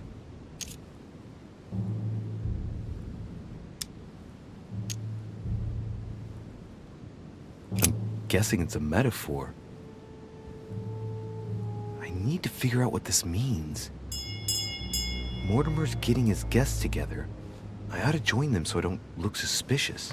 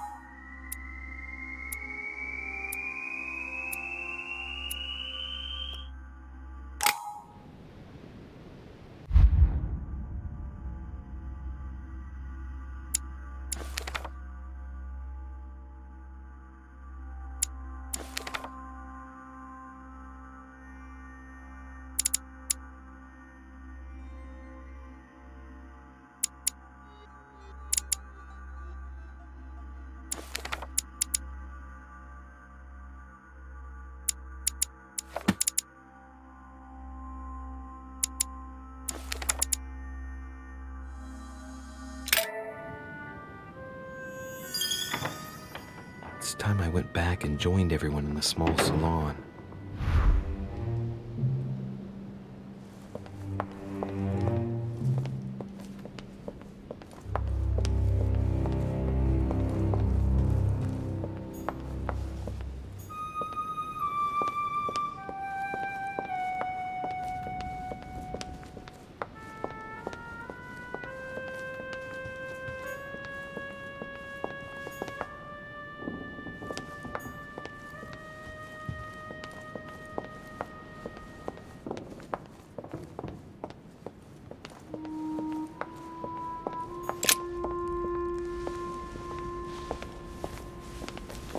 Emily, I must speak to you. What's the matter, Louis? About last night, I'm guessing. Sadly, no. Even if I'd like to have, alas. There are more pressing matters. I have news about your sister. What have you found out? Look, I've started piecing together the events leading up to my mother's disappearance and your sister's. Did my mother know about your secret? Yes, even though I belong to the English chapter, her rank in the Order gives her access to a good deal of personal information. It must have been Emma I saw in my vision. I was given to understand that my mother and your sister bonded during their stay.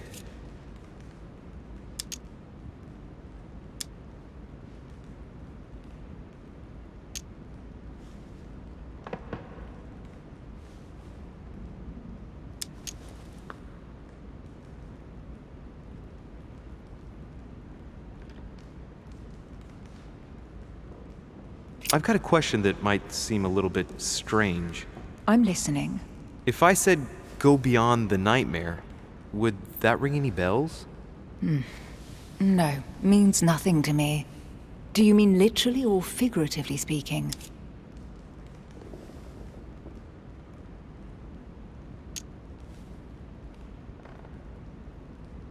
It might be a place, I don't know where, but it's a lead. You ought to ask His Eminence. He knows the house and its estate very well, being a frequent visitor here. Thanks for the advice. Should I speak to her about my vision? If what I saw is true, she might want to take revenge.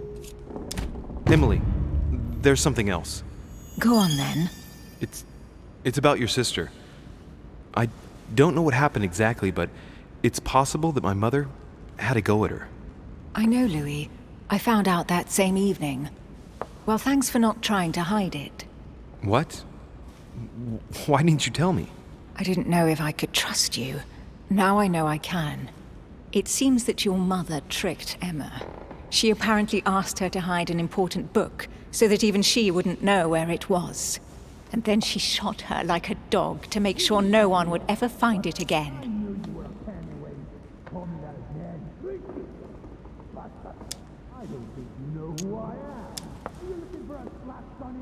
How did you find out?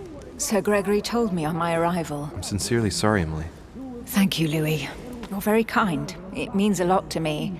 But you do realize your mother will have to accept the consequences of her acts. There must be an explanation, Emily. That's what we shall see. We'll speak about it later, somewhere safe. Come, Louis. They're waiting for us.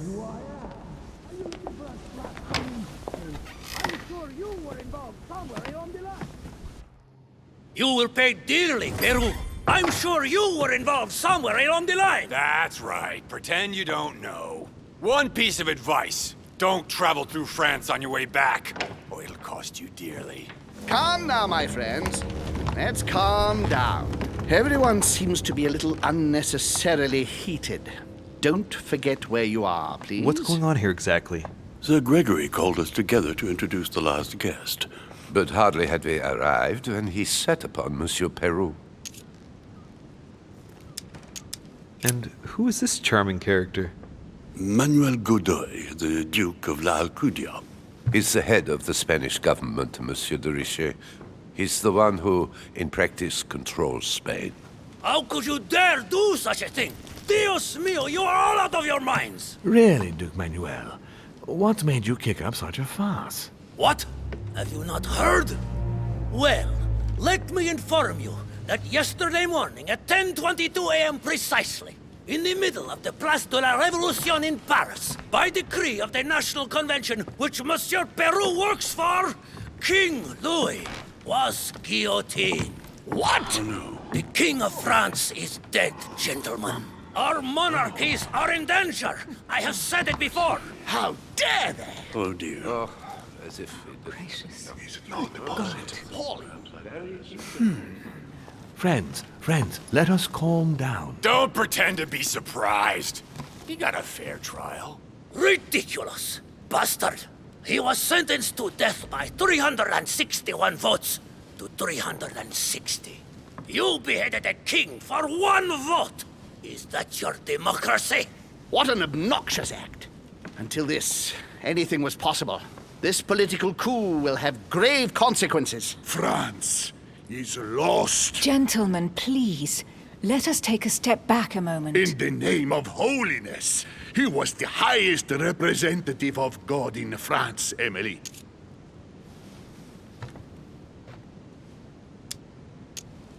Gentlemen, Duchess, we're all among people of reputable company here. We should be able to manage the conflicts of our nations in a respectful and orderly manner. I fully agree with you, sir. But That's enough, sir. with whom do I have the pleasure of speaking?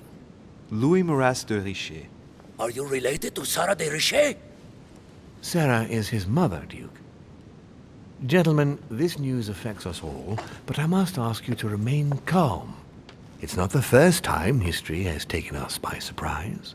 Let's ensure that our respective countries are allowed to respond appropriately to this news. Oh, rest assured. The response will not fall short, my friend. Good for you. Well, Your Grace, here I was preparing to introduce you as is proper, and you've beaten me to it. I'm delighted that we are all together at last. Our meeting will therefore be able to kick off shortly. I have just a few more little preparations to take care of before you all find out the reason for your presence here. In the meantime, I shall leave you to get to know one another. When you hear the bell, please proceed to the conclave room on my left, behind that door. I'll see you later.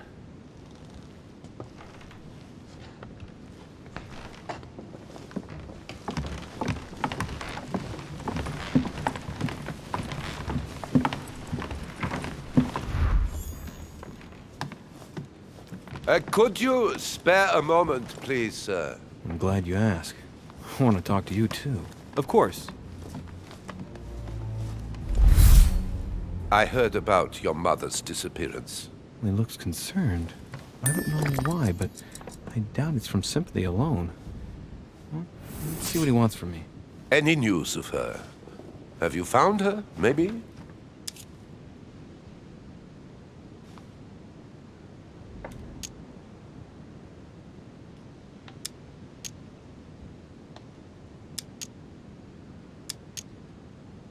To hear you speak, you seem to know my mother well. Not really.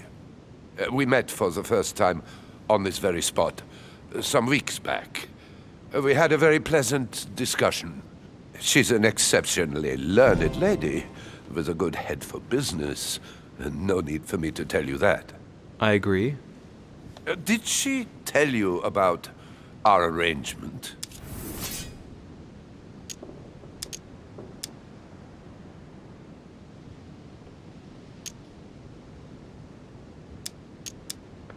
Absolutely, but I was hoping that you could tell me more about it. Well, she was planning to sell me a very old book. I will make no secret of the fact that I am passionate about the subject. And when Sarah spoke to me about it, her account literally had me enthralled. I can think of nothing else since. You might have come across some old books in her belongings, perhaps?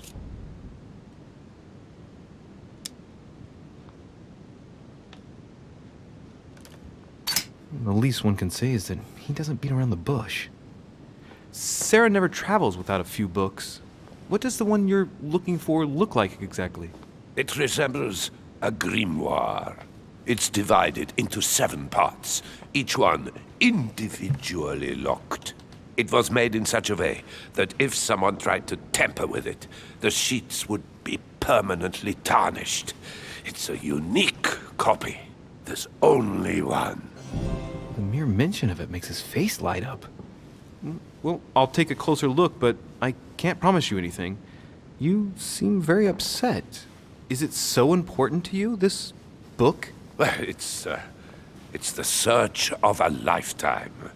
What can I say?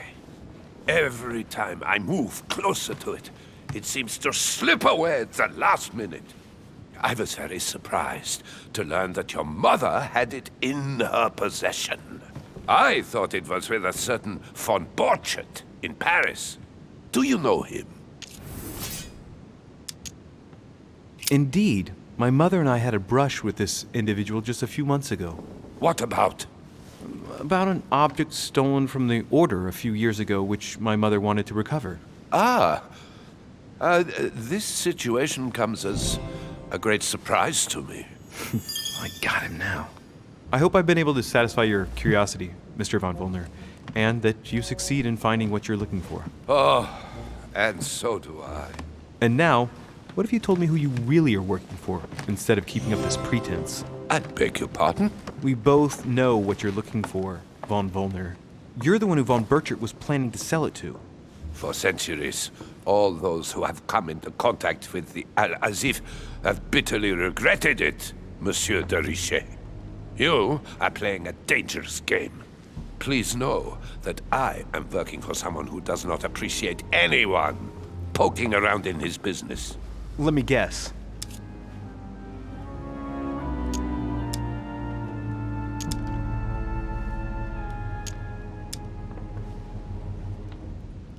It's Sir Gregory. Correct. You ought to know then, he is not a man who likes to be duped. You are walking on thin ice, sir.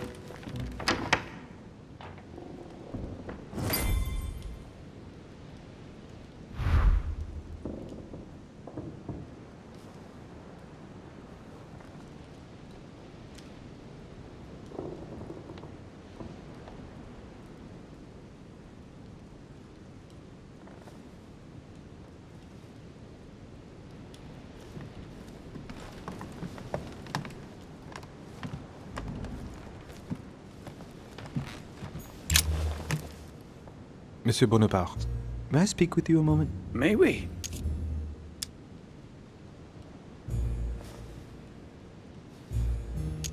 Does expression "go beyond the nightmare" mean anything to you at all? Well, metaphorically, yes. It sums up the career of a soldier quite well.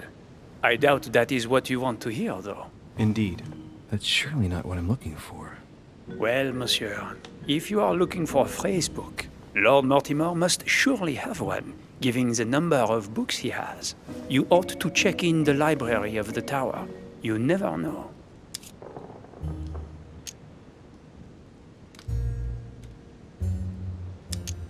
Would you have any more information about the conference Lord Mortimer spoke of? Nothing at all. Mortimer is very committed to secrecy when it comes to his conferences. But given the presence of Monsieur Peru and ourselves, I think it must concern France to some extent. Otherwise, I doubt he would have invited 3 Frenchmen to his table, huh? What do you think of Duke Godoy? Well, I'd rather not express any opinion of him.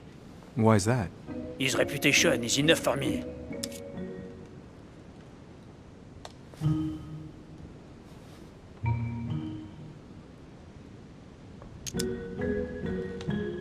Meaning? This gentleman enjoys people talking about him for too many reasons. His undeserved titles, more than 10 in just 4 years, and each one more prestigious than the one before. You don't think he deserves them? If I had seen him on the battlefield, there might be some doubt. But that is not the case. The Queen would rather not risk losing him, so she consoles him with awards and titles. So you don't have a very positive opinion? His coveting French Catalonia does not encourage me to have one. I understand your point of view. Well, I'll be leaving you now.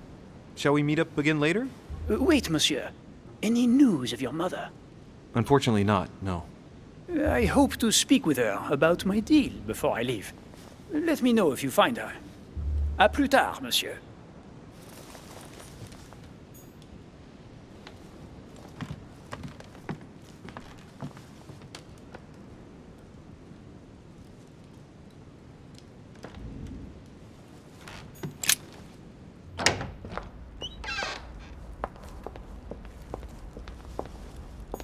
What can I do for you, sir? I am at your service day and night, sir.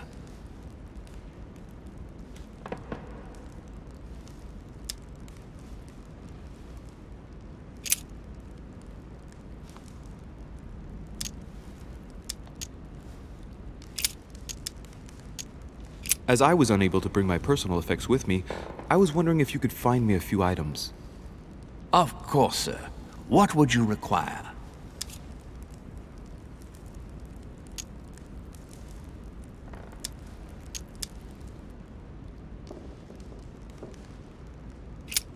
What's that book you're hiding in your jacket?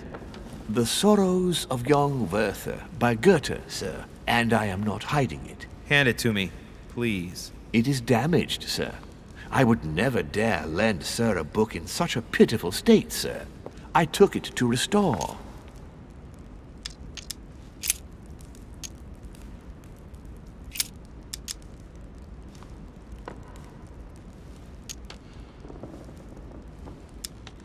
I would like to speak about your master, Lord Mortimer. Do please excuse me, sir, but I shall make no comment about my master. Is there anything else that sir would like to know?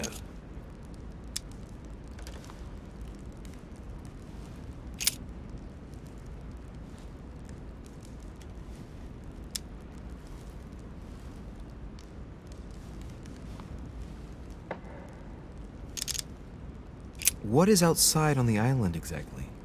Lord Mortimer has made a point of keeping the main part of the island in its natural state, sir. For security reasons, only the wharves and the gardens are accessible to guests. If sir would like to walk along the wharves, he has only to follow the pathway used upon his arrival. If he would like to walk in the interior gardens of the manor, I would advise sir to pass through the portrait gallery. May I help sir in any other way? Yes. Can you briefly describe the ground floor, please? Very well, sir. On the ground floor, there are mainly living rooms. Sir finds himself at present in the Grand Hall. From the Grand Hall, sir can access, on one side, the small salon where the guests like to relax with a good book. From there, sir can access the conference room, which is closed at present for preparations. That is where Lord Mortimer likes to gather all of his guests for talks. From the other side of the Grand Hall, sir may access the dining room. That is where sir's meals will be served. From the dining room, Sir may benefit from an exceptional view overlooking the island. It is also the best way to access the portrait gallery, where a large part of Lord Mortimer's works are exhibited. And in the gallery, Sir will also find access to the garden. But Sir may be reassured the building is accessible on both sides, so that it surrounds the garden in question. So, Sir should not find cause to worry. No one has ever gotten lost. Except for my mother. Has Sir another question?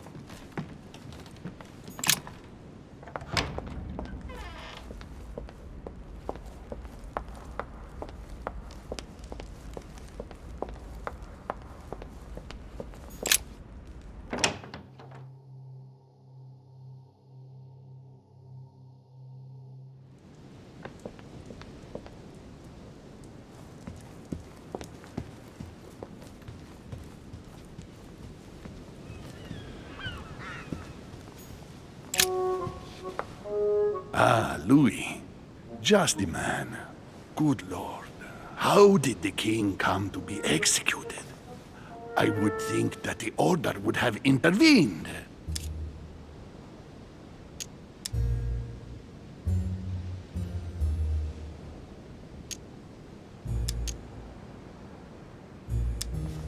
I invite you to speak about it with my mother as soon as she reappears.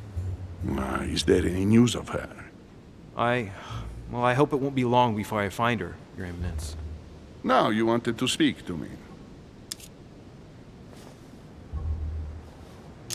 If I say the nightmare to you, does it make you think of anything? Your question is strange, my son. Difficult to say. Could you at least tell me a little more about the context?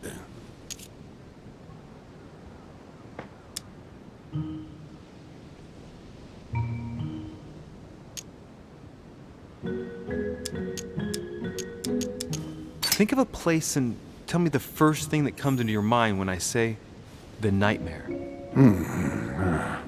Let me think. I'd say Lord Mortimer's favorite painting on the wall behind his desk. You know, that painting caused quite a stir when it was exhibited. It is titled The Nightmare, and it shows a woman lying down with a creature sitting on her. And in the background, a horse. I don't know if it will be of any help, but I can't think of anything else. You never know. Thank you for that, though, Your Eminence. I gotta go and see it just in case, though. Thank you for everything, Your Eminence. I shan't take up any more of your time. You are welcome, my son. I will be seeing you, Louis.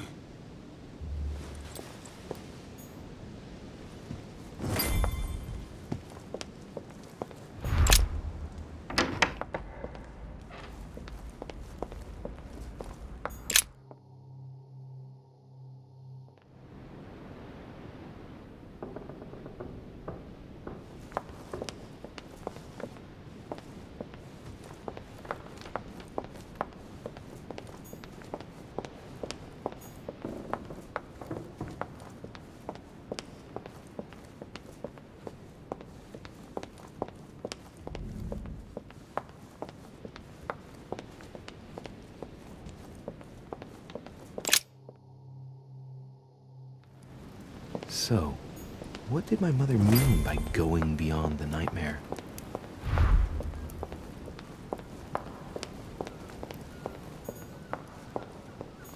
The nightmare painted by Fuseli in 1781. Ah, this must be what my mother was talking about.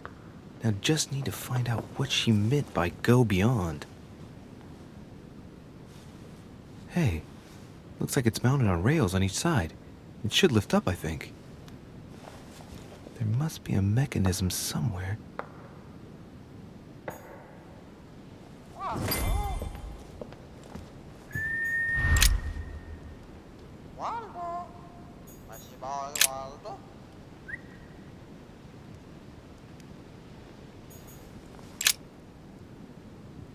Let's take a closer look. Dark chocolate beans. Very bitter. They're greatly prized in high society.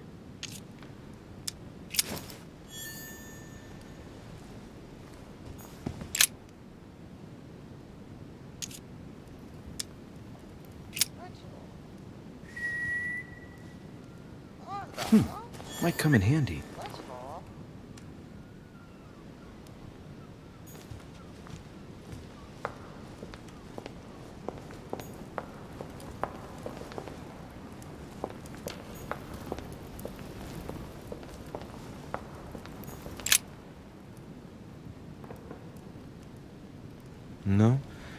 No mechanism here.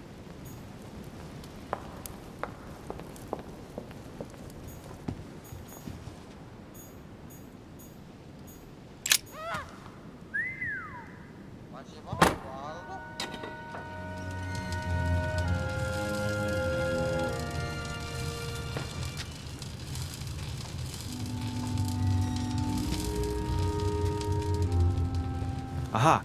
I found it. Oh, what on earth is this? A ring lock now? Great. That's all I needed.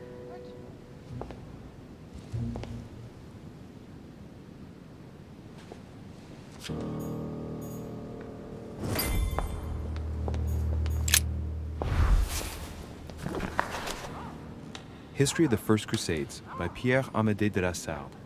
Hey, the dates indicate AL, and it looks like 4,000 years have been added to our calendar.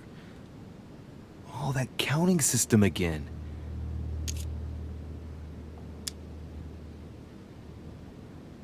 The famous call from Pope Gregory VIII in his Audita Tremendi Bull of 5,187. Oh, the crusade where Richard the Lionhearted distinguished himself. It states the first sea blockade of Saint-Jean d'Acre was broken in the 12th month of 5,190 AL, whereas the siege had been going on for 2 years.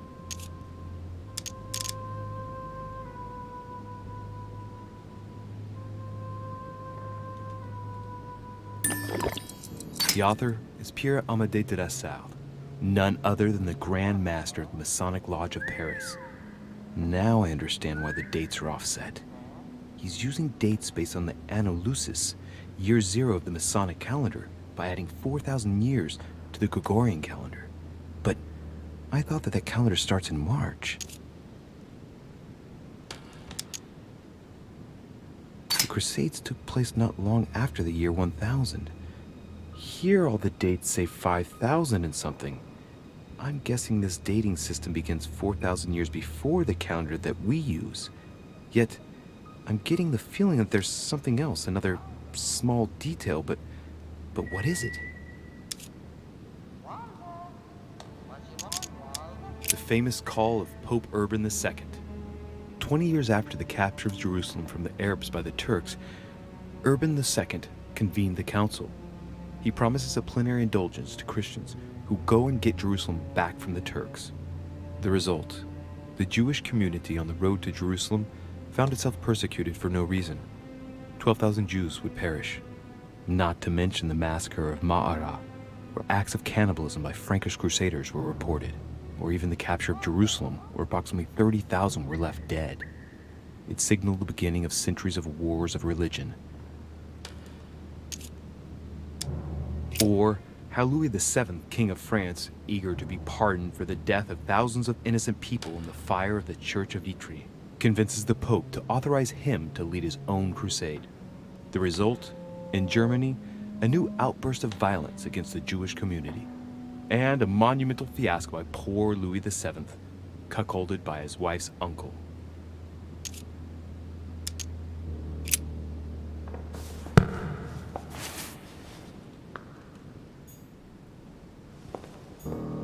painting isn't finished. It looks like Mortimer probably did it. Not bad, but you can't exactly say it's been done in the style of the period. Coup de Lens by Paul Rubens.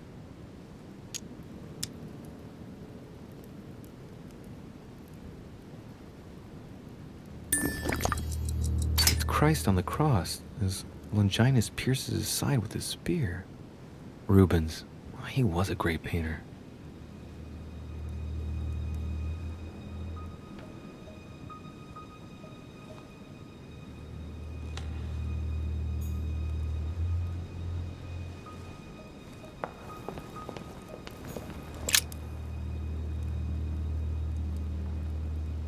William Alexander Mortimer I, the 12th month of Anno Lucis, 5190. That's a funny date.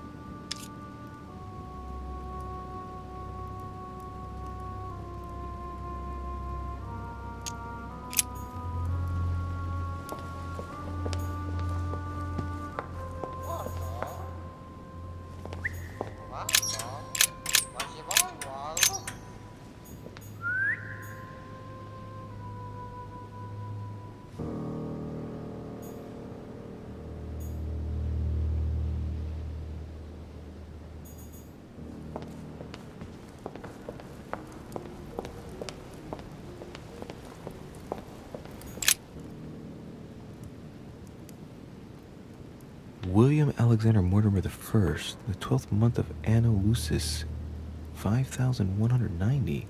That's a funny date.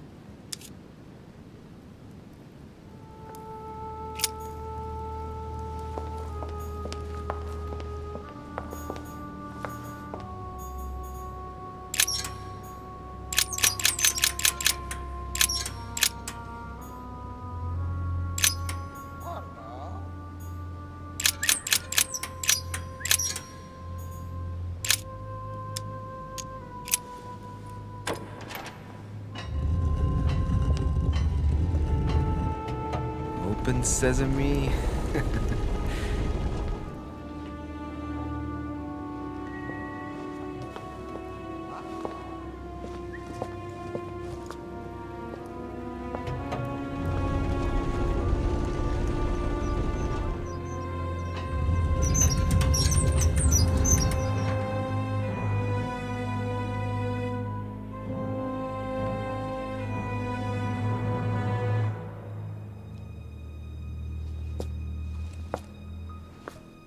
Let's see what you've been hiding, Lord Mortimer.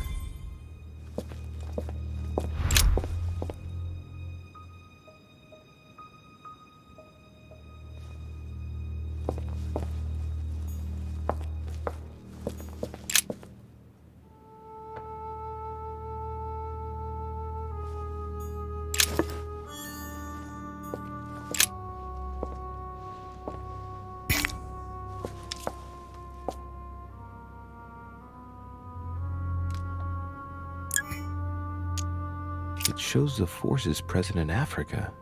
This is unexpected activity in this sector. It looks like there are also many unknowns, even for Mortimer.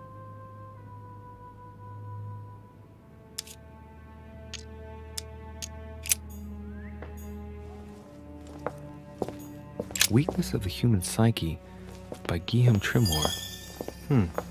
He says, it is possible to drill an idea into someone by constant daily repetition until the mind gives in.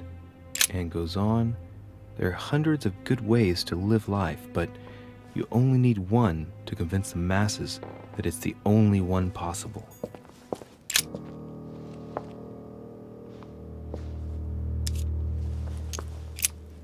This shows the forces present in America.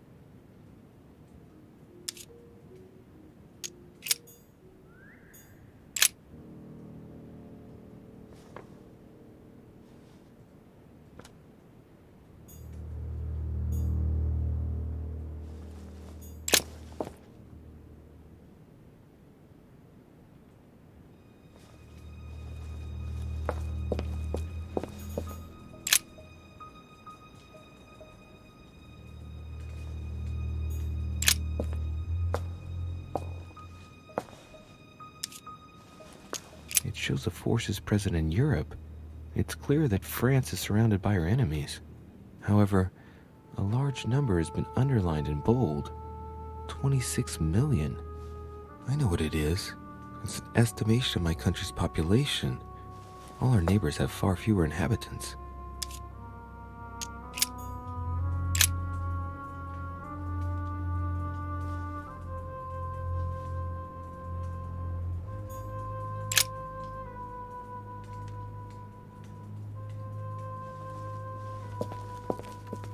It's locked.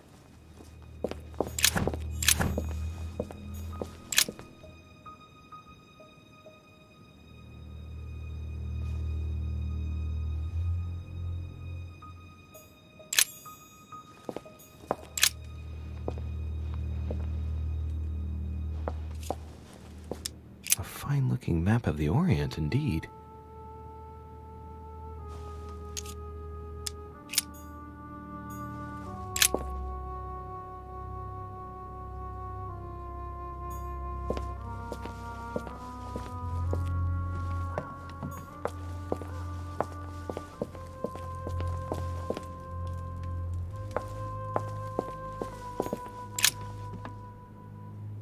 This is my mother's writing. I've picked up her trail. What is she up to? Obviously, she wants to lure Mortimer somewhere, but where?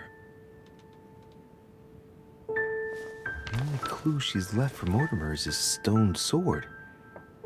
It must be intentional. It looks like a decorative sword, like from a statue, for example. And judging by the state of it, I'm guessing it's been left outside for a long time. I have absolutely got to find out where it came from.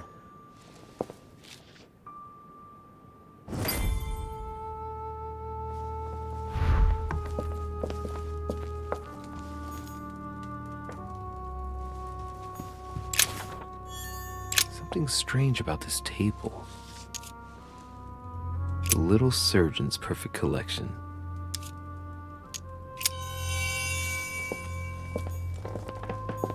These are feathers. Pigeon, probably. Looks like obsidian or onyx. It must weigh a ton.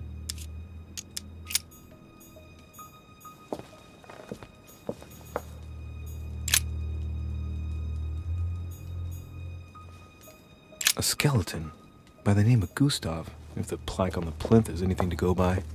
Mortimer's given a name to his anatomy skeleton. That's morbid.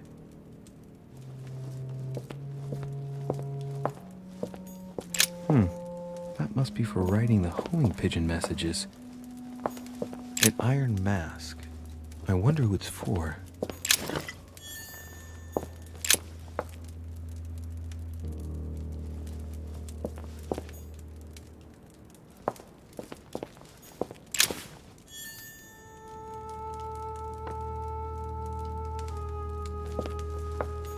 A chest with a motif representing the alchemical symbol of fire.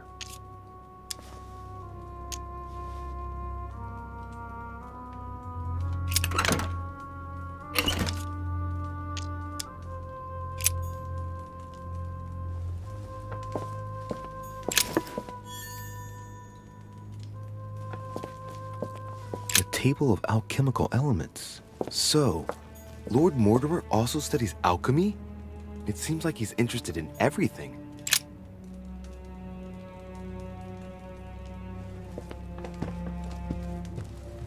Am I seeing things, or is that an actual von Leeuwenhoek microscope? Incredible. Mortimer really is at the cutting edge of science. 3 rusty old nails. Some goat skulls, chicken legs. Now we all know what that's for. Look, a pack of tarot cards. Has he been reading the cards? Mortimer? That would surprise me.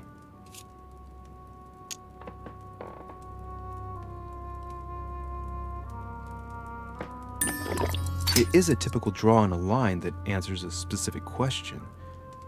To the left, temperance, that announces a reward for one who patiently waits before taking any action. And in the middle, the chariot, which symbolizes triumph and business success. To the right, the Emperor evokes a future full of power and stability.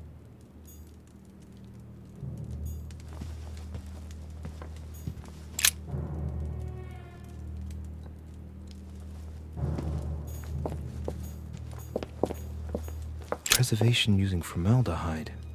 Just as disgusting as ever.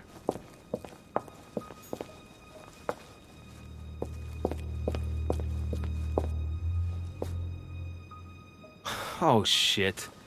How am I gonna get out of here now?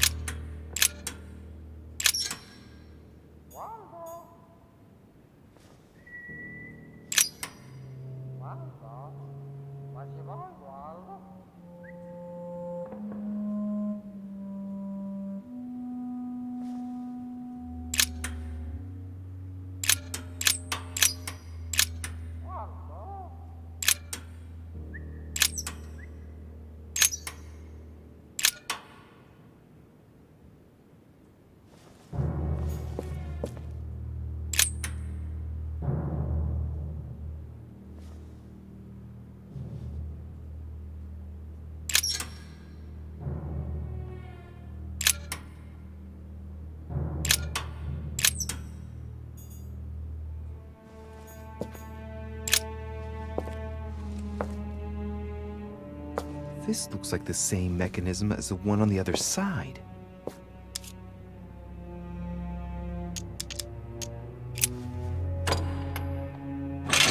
Whoa. If the grid closes a bit more every time I enter a wrong date, I'd better not mess up again. It doesn't seem to be working.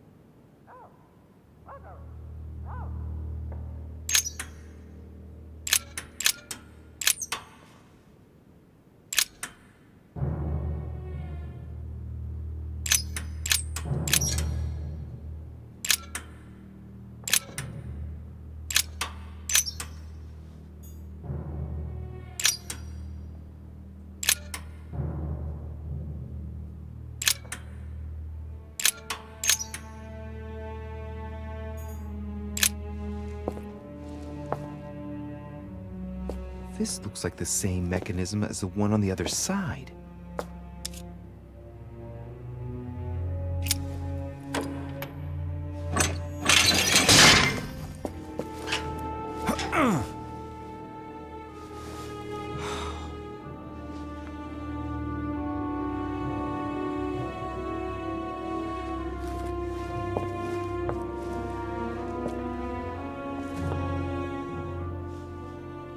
Are stuck. Shit! I'm cornered like a rat.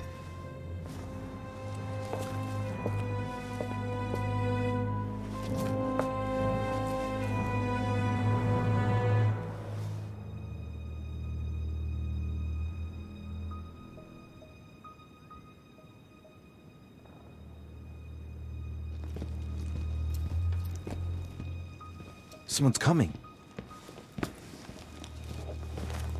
Please don't let it be Mortimer. Who is it? Deliberately avoiding me. 4 years ago, I was his favorite. But nowadays, I have to ask for an audience with his lordship. Damn it! It's Peru. Monsieur Peru! It's Mr. de Richet. I'm sort of trapped behind this painting.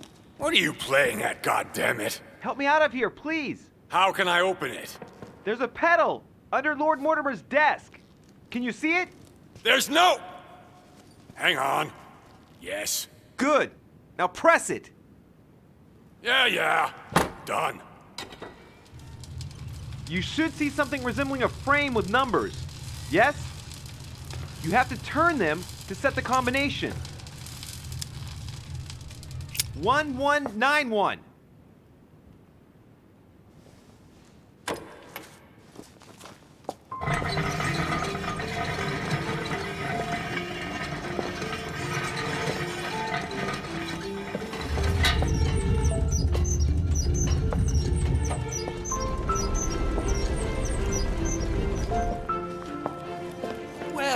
Well. Poking our nose into Mortimer's little secrets, are we? You do surprise me. It's not what you're thinking. I'll explain everything. No, you will not, sir. It has nothing to do with me, and by the way, I never even saw you. So, I'll be on my way now. Thanks again. You had me trapped. Why not say anything? I would have wanted someone to open the door for me, too. And while it's too late for me, it may not be for you. I don't understand. Yeah. Goodbye.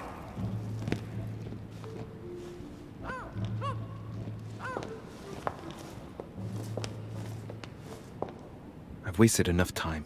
I better get moving if I want to find my mother.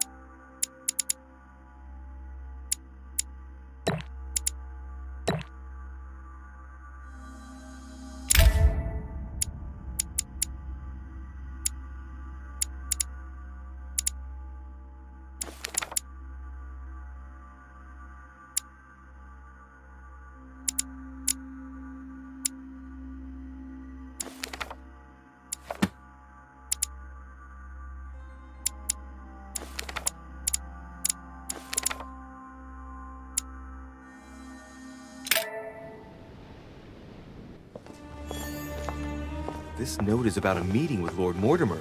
There's no doubt about it. All right, I need to find out where the sword that came with it's from in order to find Mother.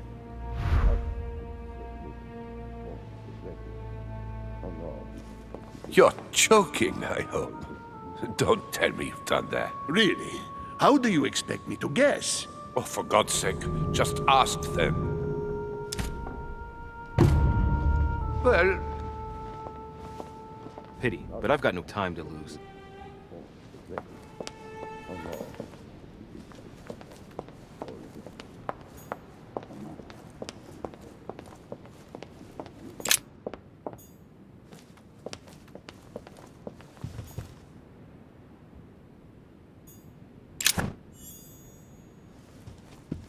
There's the alchemical symbol of the earth on the lid.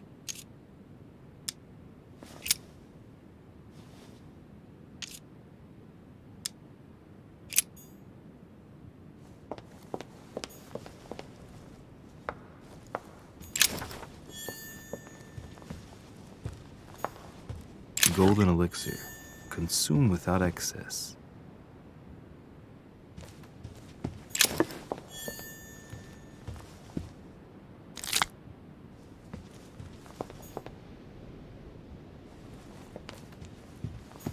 I am sorry, sir, but the conference room is under preparation and is consequently inaccessible to guests. Could you perhaps help me? What can I do for you, sir? Where did this sword come from? From the garden, sir. That sword belongs to one of the statues in the garden. Thank you very much. Don't mention it, sir.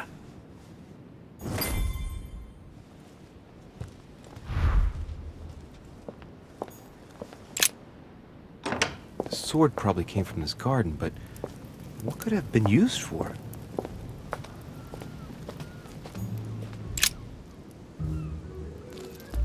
You again?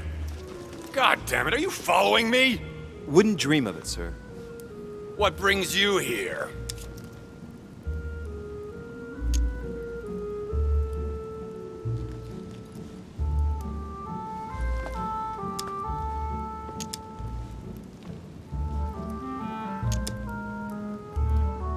I tell you what I'm looking for, Monsieur Peru.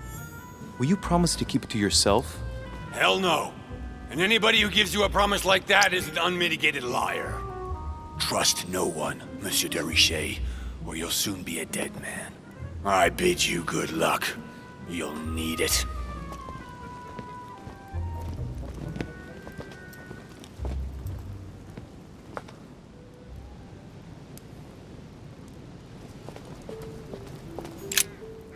Ariadne. In Greek mythology, she helped Theseus get through the labyrinth. Looks like there's a crack in the region of the heart. Let's see.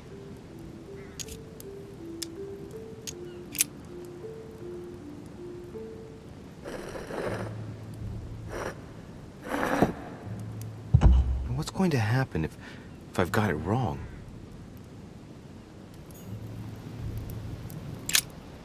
Ariadne. Try something else.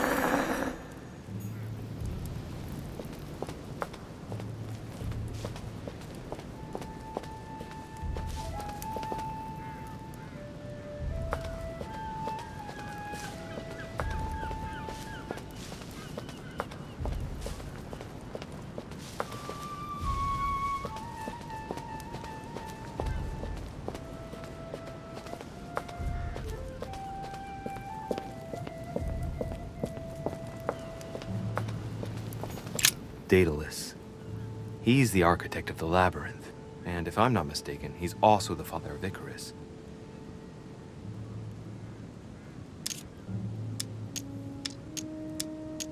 Hey, there's a crack in this statue too.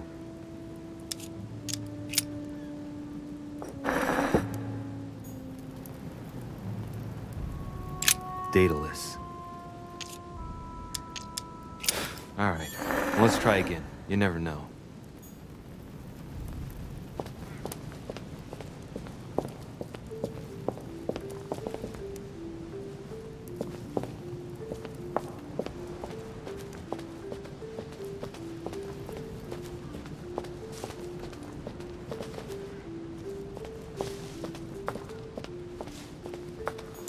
Icarus.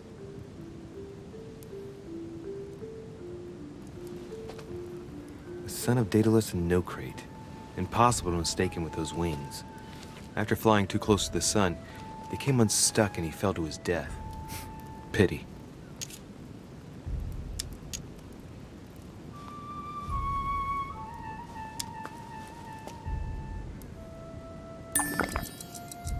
Hey, there's no crack here. Well, let's keep going.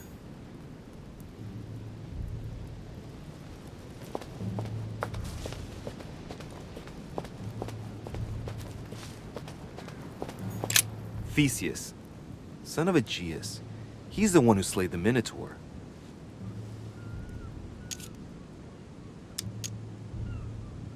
Looks like a crack has been made on his torso.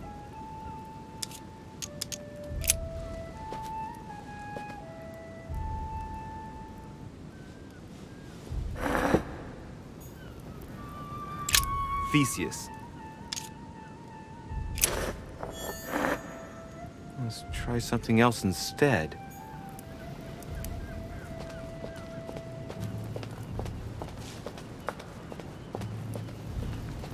Pasiphae, daughter of Perseus and sister of Circe.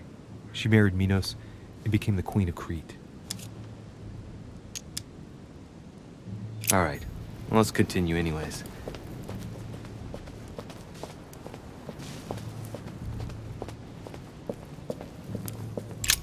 Asterion. It is rare to see him like this. In general, he's represented with the head of a bull, with the features of the Minotaur. The famous son of Minos and Pasiphae. The statue has a crack in it. Right. We'll soon see.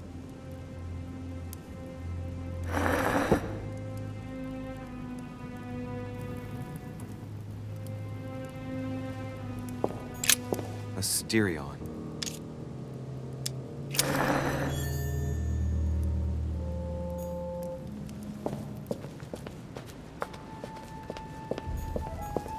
Minos, son of Zeus and Europa. If I remember correctly, he was the king of Crete. Married to Pasiphae, he had many children, including the famous Ariadne, whom history remembers for her thread. Hey, there's a crack in that statue. The crack is in the region of the heart.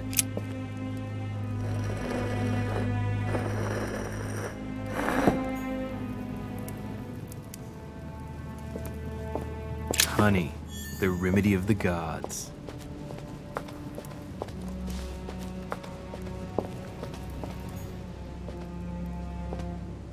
I wonder what this kiosk is doing in the middle of the garden. Too cramped to be able to do much. Well, there must be something going on there. What is that? It's like a sort of opening mechanism.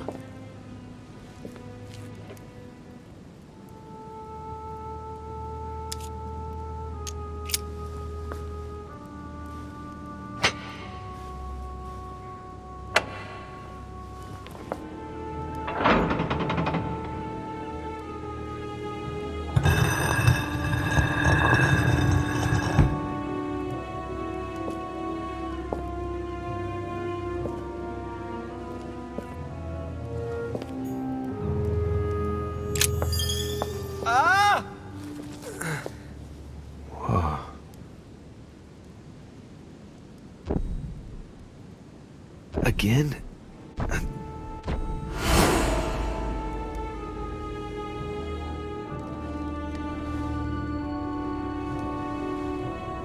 You can't be serious, Manuel. You know that's not going to happen. You must leave me alone now. I have agreed to everything. Even to... Agreed? I wasn't aware you had a choice. What's going on here? What now? What else must I do to win back my freedom? Obey me. Now get out!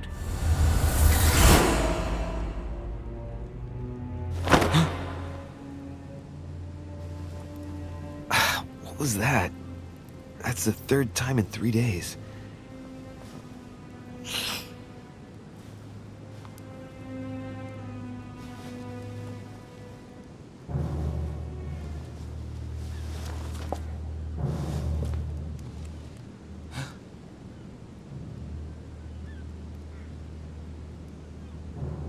Let's see if you're in there, Mother.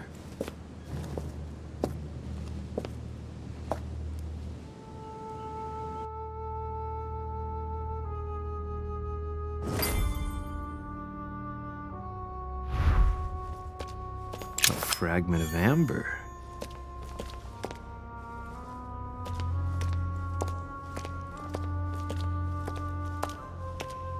Bandages. Someone's been patching themselves up. Looks like my mother took advantage of being in hiding to change her bandages, huh? This is silk.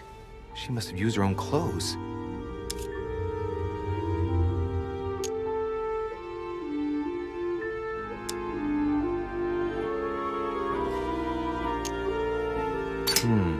There are patches where the blood isn't totally clotted. That's a good sign, right? She changed them recently, which proves she's still looking after herself and still believes in her chances. Well, I'd love to tell her to keep hanging in there. These bandages are pretty basic. She'll be lucky if she doesn't get an infection.